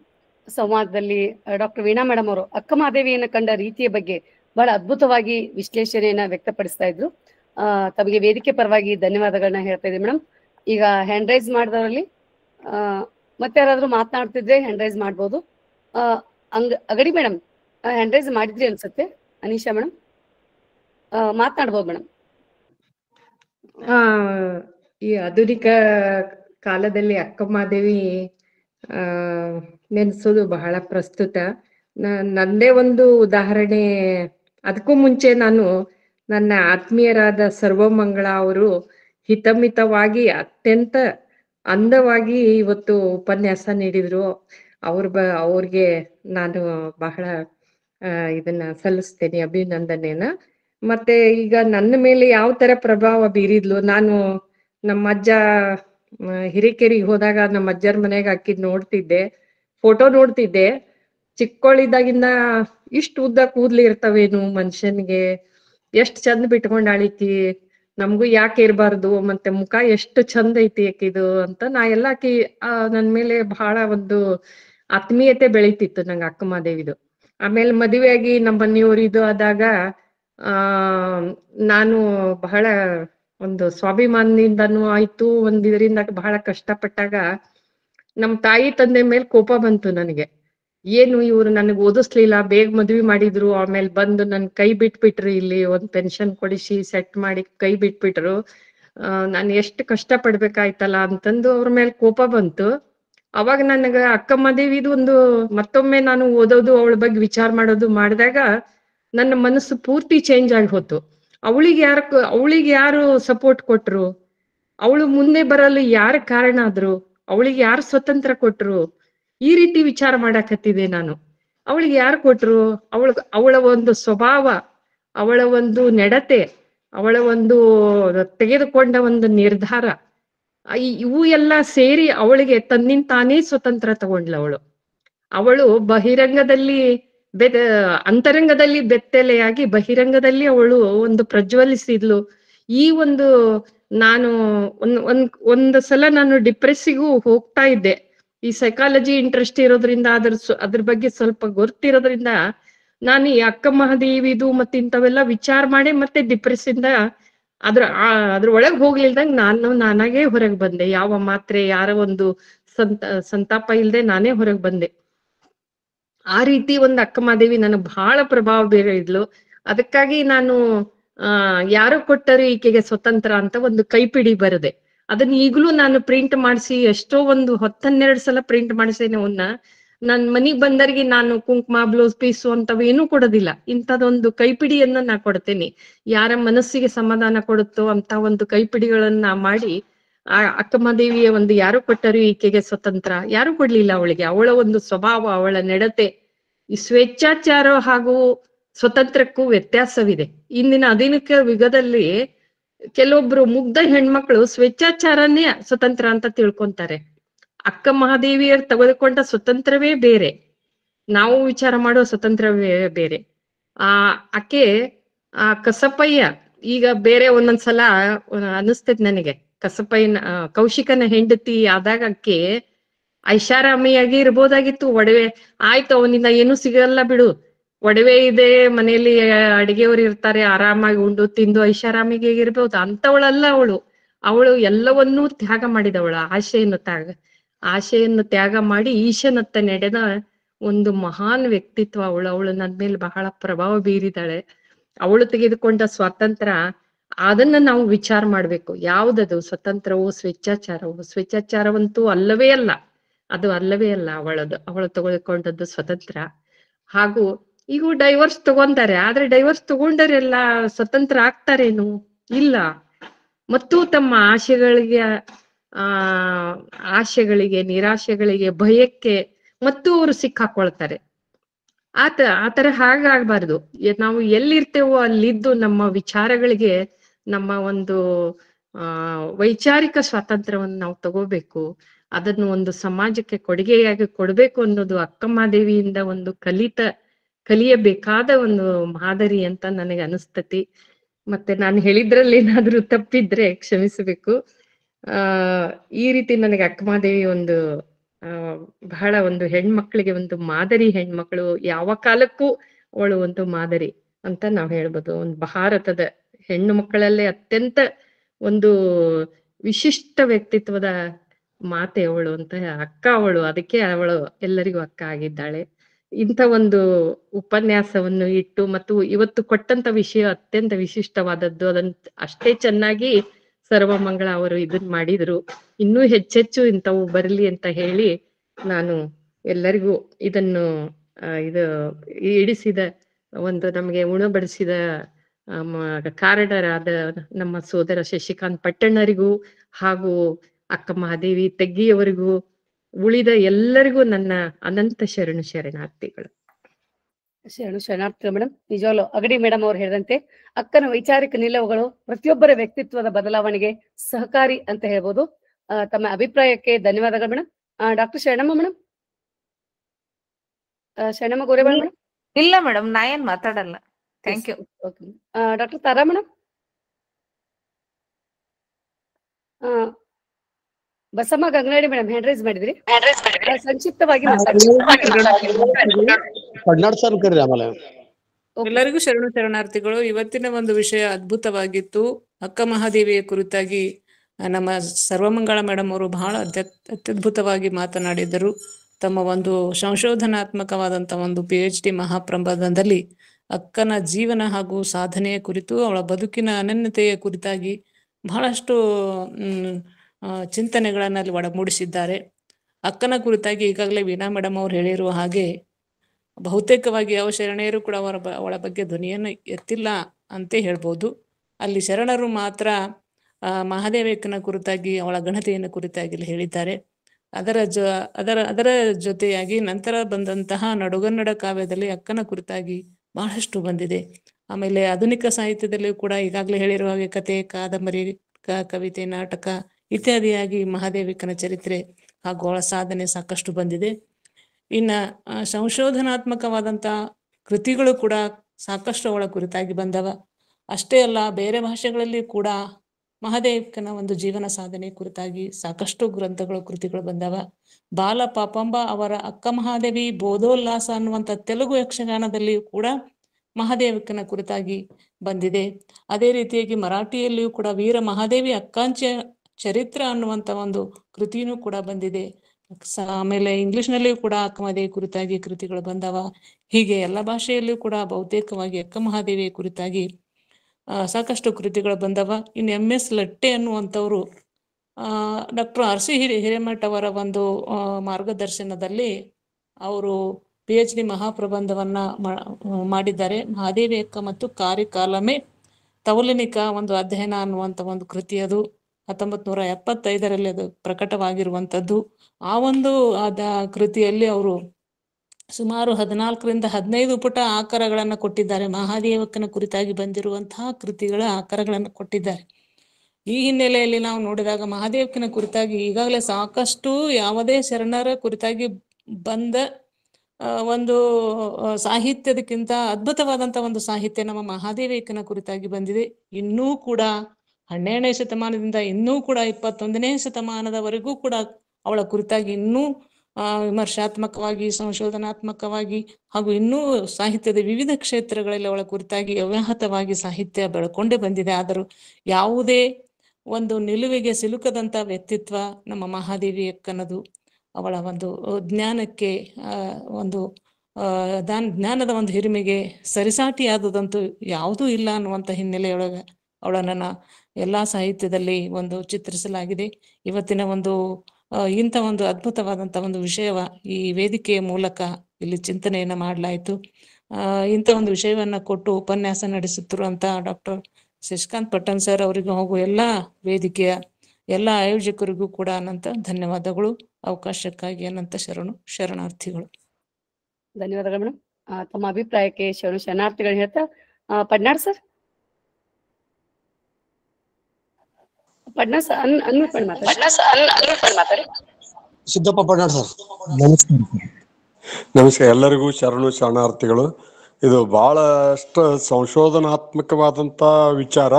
ಇವು ನಾವು ಈ ಲೈನ್ದವರಲ್ಲ, ಬಟ್ ಅಕ್ಕಮಹಾದೇವಿ ಬಗ್ಗೆ ಬಹಳಷ್ಟು ವಿಚಾರಗಳು ಬಹಳ ಬಂದು, ಇದು ಅನುಕರಣೆ ಅಲ್ಲ, ಆದ್ರೂ ಸುದಕ್ಕೆ ಬಹಳ ವೈಚಾರಿಕ ಪೂರ್ಣದಿಂದ ಕೂಡಿದಂತ ಉಪನ್ಯಾಸ ಇತ್ತು. ಬಹಳಷ್ಟು ಮಾಹಿತಿ ಬ್ಯಾರೆ ಬೇರೆ ಸಾಹಿತಿಗಳು ಅವ್ರನ್ನ ಹೆಂಗ ಅರ್ಥ ಮಾಡ್ಕೊಂಡ್ರು ಅಂತ ಅವರ ಅಂತರಂಗವನ್ನೇ ಕುರಿತು ಬಿಚ್ಚಿ ಹೇಳುವಂತದಿತ್ತು. ನಾವು ವಚನ ಸಾಹಿತ್ಯ ಓದಿದ್ರೆ ಇವು ತಿಳಿಯಂಗಿಲ್ಲ, ಬಟ್ ಇವರು ಸಂಶೋಧನಾತ್ಮಕವಾಗಿ ಬಹಳಷ್ಟು ಅಂಶಗಳನ್ನ ನಮಗೆ ತಿಳಿಸಿದ್ರು. ಇಂಥ ಉಪನ್ಯಾಸ ಮೇಲಿಂದ ಮೇಲೆ ಬರಬೇಕು, ಇದರಿಂದ ನಮ್ಮ ವಿಚಾರ ಸ್ವಲ್ಪ ಬದಲಾವಣೆ ಆಗ್ತಾವು ಅಂತನ್ನುವಂಥದ್ದು. ನೋಡ್ರಿ, ಅಲ್ಲಿ ಹೇಳಿದ್ರು ಅವ್ರು, ಅನುಕರಣೆಗೆ ಅಲ್ಲ, ಮತ್ತು ಸ್ವಾತಂತ್ರ್ಯ ಮತ್ತು ಸ್ವೇಚ್ಛಾಚಾರ ಇವು ಹೆಂಗೆ ವ್ಯತ್ಯಾಸ ಇರ್ತಾವು ಅಂತ ಅನ್ನೋದನ್ನ ಅಕ್ಕಮಹಾದೇವಿ ಗಂಡನ ಬಿಟ್ಟು ಬಂದ್ರೆ ಅದು ಸ್ವೇಚ್ಛಾಚಾರ ಅಲ್ಲ, ಅದು ಸ್ವತಂತ್ರತಕ್ಕ ಅಂದ್ರೆ ಅವಳ ಅಂತರಂಗ ಅದನ್ನ ಒಪ್ಪಲಿಲ್ಲ, ಸಂಸಾರ ಜೀವನವನ್ನು ಒಪ್ಪಲಿಲ್ಲ. ಅದಕ್ಕೆ ಆಕೆ ಹೊರಗೆ ಬಂದ್ರು. ಅವರು ಬಂದ್ ಕಿಸಿನ್ ತನ್ನ ಪರಮಾತ್ಮನೇ ಗಂಡನನ್ನ ಮಾಡ್ಕೊಂಡ್ಲಲ್ಲ, ಅದು ದಾರಿ ಅವ್ರವ್ರೊಬ್ಬರು ವಿಚಾರ ಬೇರೆ ಬೇರೆ ಇರ್ತದಲ್ಲ. ಎಷ್ಟು ಸೌಕರ್ಯ ಇದ್ರು ಸುದಕ್ಕೆ ಅಂತರಂಗದಕ್ಕ ಶಾಂತಿಗಿ ಅಥವಾ ಅಂತರಂಗದ ತೃಪ್ತಿನೇ ಬ್ಯಾರೆ ಇರ್ತದ. ಭೌತಿಕ ಸೌಕರ್ಯ ಅದಕ್ಕೆ ಅನ್ವಯಿಸಂಗಿಲ್ಲ. ಇಂಥ ವಿಚಾರಗಳನ್ನು ಬಹಳ ಎಳೆಯಾಗಿ ವಿಶ್ಲೇಷಣೆ ಮಾಡಿದ್ರು. ತುಂಬಾ ತುಂಬಾ ಧನ್ಯವಾದಗಳು ಸರ್. ಬಹಳ ಒಳ್ಳೆ ಉಪನ್ಯಾಸ. ಧನ್ಯವಾದಗಳು ಸರ್. ಇಂಥ ಉಪನ್ಯಾಸ ಮೇಲೆ ಮುಂದೆ ನಡಿಬೇಕು ಅಂತ. ಧನ್ಯವಾದಗಳು ಸರ್. ಅನಂತ ಶರಣಾರ್ಥಿಗಳು ಸಹ ಹೇಳ್ತಾ ಇದ್ದಾರೆ. ಈಗ ಒಂದ್ ನಿಮಿಷ, ಕನ್ನಡ ಸಾಹಿತ್ಯದಲ್ಲಿ ಅಕ್ಕಮಹಾದೇವಿಯ ಲೇಖ ಪುನರ್ಲೇಖ ಅಂತಕ್ಕಂಥ ಒಂದು ವಿಷಯವನ್ನ ನಮ್ಮ ಸಹೋದರಿ ಡಾಕ್ಟರ್ ಹುಲಗಬಾಳಿ ಪ್ರಿಯಮೋದ ಮಾಲಿಂಗಪ್ಪ ಅವರು ಪ್ರಕಟ ಮಾಡಿದ್ರು. ಅದನ್ನ ಇತ್ತೀಚೆಗೆ ನಾವು ಜೂನ್ 26ಕ್ಕೆ ನಾವು ಅಥಣಿ ಕಚ್ಚಿನ ಮಠದೊಳಗೆ ಪ್ರಕಟ ಮಾಡಿದ್ದೇವೆ. ಅದೇ ರೀತಿಯಾಗಿ ಆಧುನಿಕ ಕನ್ನಡ ಸಾಹಿತ್ಯದಲ್ಲಿ ಅಕ್ಕಮಹಾದೇವಿ ಅಂತಕ್ಕಂಥ ಥೀಸಿಸ್ ಅನ್ನ ಡಾಕ್ಟರ್ ಸರ್ವಮಂಗಳ ಕುದುರೆ ಅವರು ಅದರ ಅಪ್ಡೇಟೆಡ್ ಇತ್ತೀಚಿನ ಅಂದ್ರೆ 10-12 ವರ್ಷದೊಳಗೆ ಏನಾದರೂ ಹೆಚ್ಚಿನ ಮಾಹಿತಿ ಇತ್ತಂದ್ರೆ ನಾವು ಖಂಡಿತ ಅದನ್ನ ಪ್ರಕಟ ಮಾಡಿ ಬಿಡುಗಡೆ ಮಾಡ್ತೀವಿ ಅಂತಕೊಂಡು ಈ ಸಂದರ್ಭದಲ್ಲಿ ನಾನು ಹೇಳ್ತಾ ಇದ್ದೇನೆ. ಧನ್ಯವಾದಗಳು. ಧನ್ಯವಾದಗಳು ಸರ್. ತಾರಾ ಮೇಡಮ್. ಸರ್ವರಿಗೂ ಶರಣಾರ್ಥಿಗಳು. ಮಂಗಳಾ ಅವರು ನನಗೆ ಸರಿಸುಮಾರು 25 ವರ್ಷಗಳಿಂದ ಪರಿಚಯ. ಇತ್ತೀಚೆಗೆ ಅವ್ರನ್ನ ನಮ್ಮ ನಡುವೆ ಯಾವ ಸಂಪರ್ಕ ಆಗಿರ್ಲಿಲ್ಲ. ಬಟ್ ಇವತ್ತು ಮಂಗಳಾ ಒಂದು ಉಪನ್ಯಾಸ ಕೇಳಿ ಬಹಳ ಸಂತೋಷ ಆಯ್ತು. ನಮ್ಮ ಮಹಿಳಾ ವಿಶ್ವವಿದ್ಯಾಲಯದಲ್ಲಿ ಮೊಟ್ಟ ಮೊದಲಿಗೆ ಡಾಕ್ಟರೇಟ್ ಪಡೆದಂತ ವ್ಯಕ್ತಿಯವರು. ಬಹಳ ಸಂತೋಷದ ವಿಚಾರ. ಅಕ್ಕ ಎಂಥ ಒಂದು ಅನುಭವ ನೀಡ್ತಾರೆ ಅಂತಂದ್ರೆ, ಅಕ್ಕ ಅಂದ್ರೇನೆ ಅಮೃತ. ಮೊಟ್ಟ ಮೊದಲ ಮಹಿಳಾವಾದಿಯವರು. ಹಂಗಾಗಿ ಅಕ್ಕನ ಹೆಂಗ್ ಚಿತ್ರಿಸಬಹುದು ಅಂತಂದ್ರೆ, ಮಹಿಳಾ ಜಾಗೃತಿಯ ಒಂದು ಪ್ರತೀಕ ಆಕೆ. ಅದಕ್ಕೆ ಅಕ್ಕ ಸ್ವೇಚ್ಛಾಚಾರ ಅಂತಲ್ಲ, ಅಕ್ಕ ಹೆಂಗ್ ಹೇಳ್ತಾಳೆ ಅಂತಂದ್ರೆ, ಪತಿಯೇ ಪರದೈವ ಅನ್ನೋದನ್ನ ಬಹಳಷ್ಟು ಜನ ಹೇಳ್ತಾರೆ, ಹೊಂದ್ಕೊಂಡು ಹೋಗೋ ಹಂಗ್ ಮಾಡುವಂತ.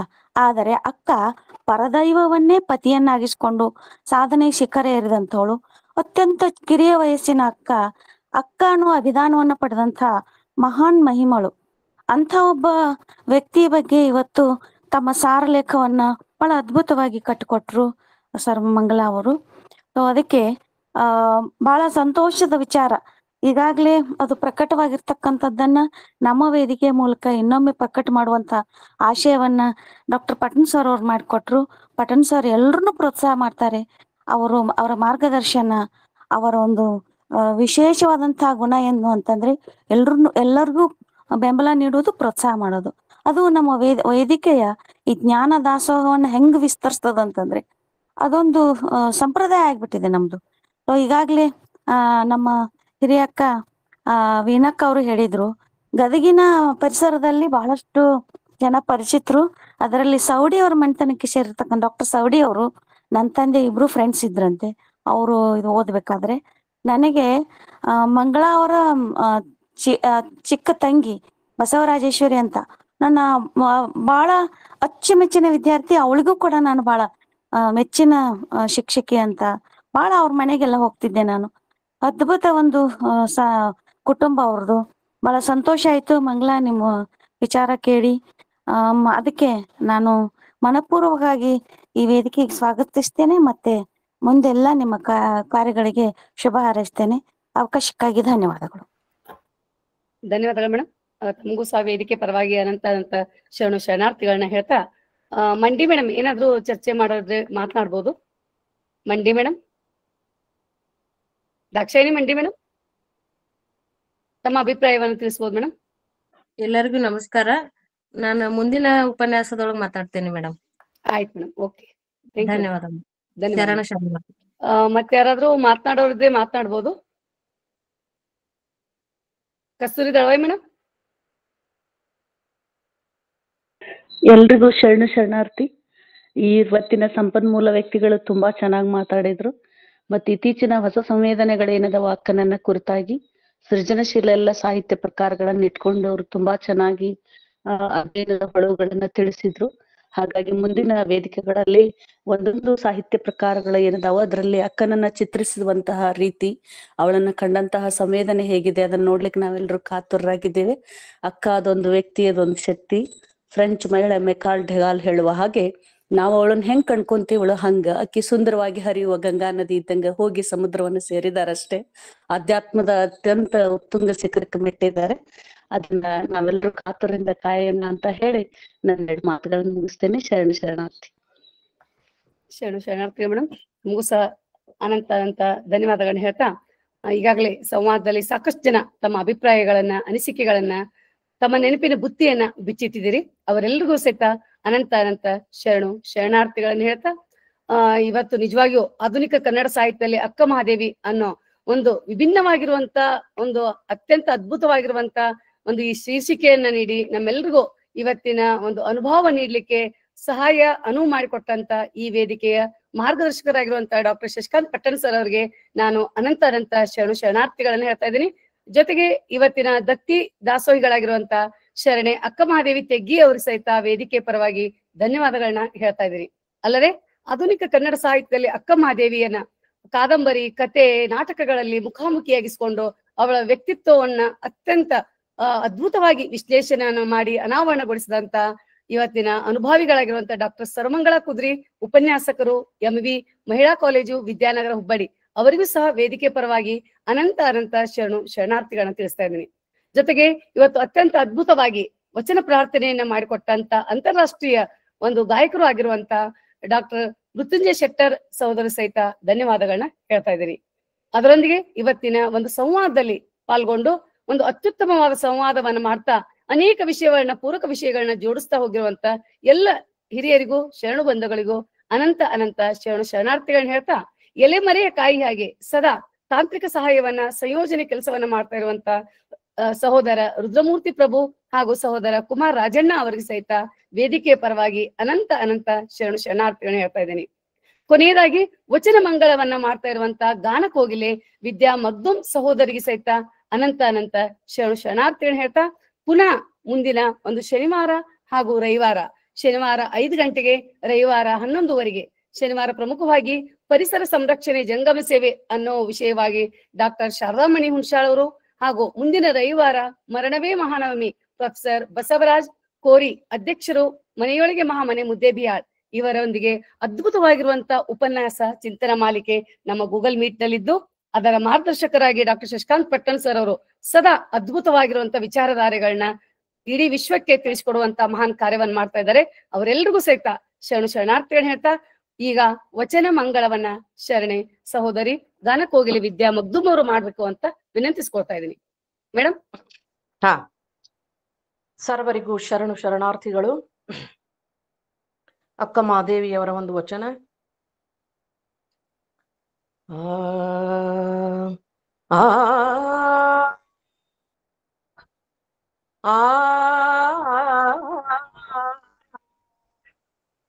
ಆ ಆ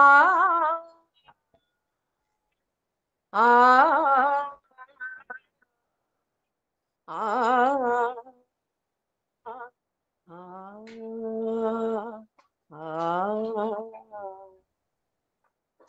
ಕದಳಿ ಎಂಬುದು ತನು, ಕದಳಿ ಎಂಬುದು ಮನ, ಕದಳಿ ಎಂಬುದು ತನು, ಕದಳಿ ಎಂಬುದು ಮನ, ಕದಳಿ ಎಂಬುದು ವಿಷಯಗಳು, ಆ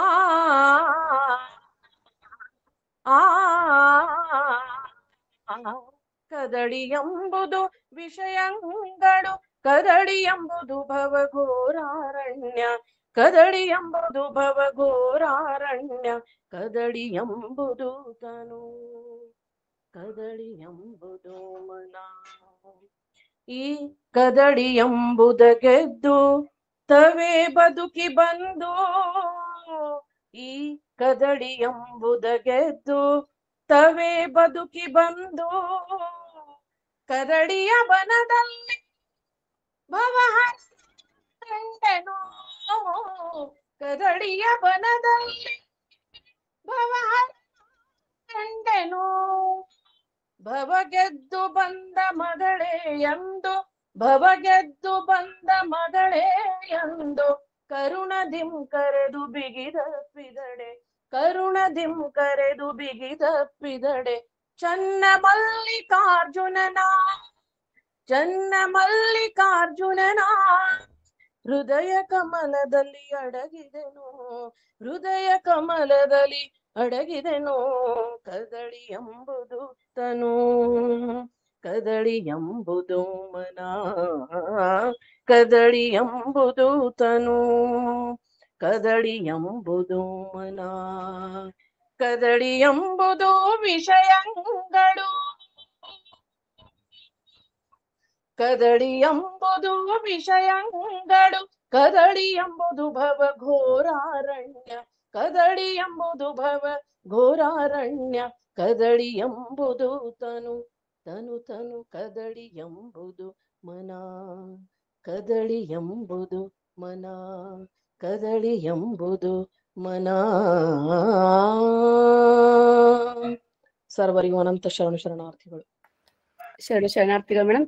ಅದ್ಭುತವಾಗಿ ನಮ್ಮನ್ನೆಲ್ಲ ಒಂದು ಭಕ್ತಿ ಲೋಕಕ್ಕೆ ಕೊಂಡೊಯ್ದಿರುವಂತ ಗಾನಕೋಗಿಲೆ ಶರಣೆ ವಿದ್ಯಾ ಮಗ್ದುಮ್ ಅವ್ರಿಗೆ ಅನಂತ ಅನಂತ ಧನ್ಯವಾದಗಳನ್ನ ಅರ್ಪಿಸ್ತಾ ಇದ್ದೀನಿ.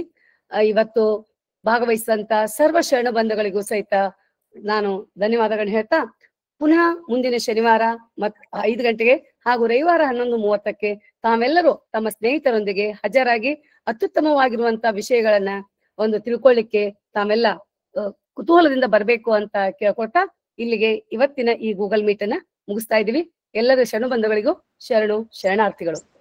ಎಲ್ಲರಿಗೂ ಶರಣು ಶರಣಾರ್ಥಿಗಳು.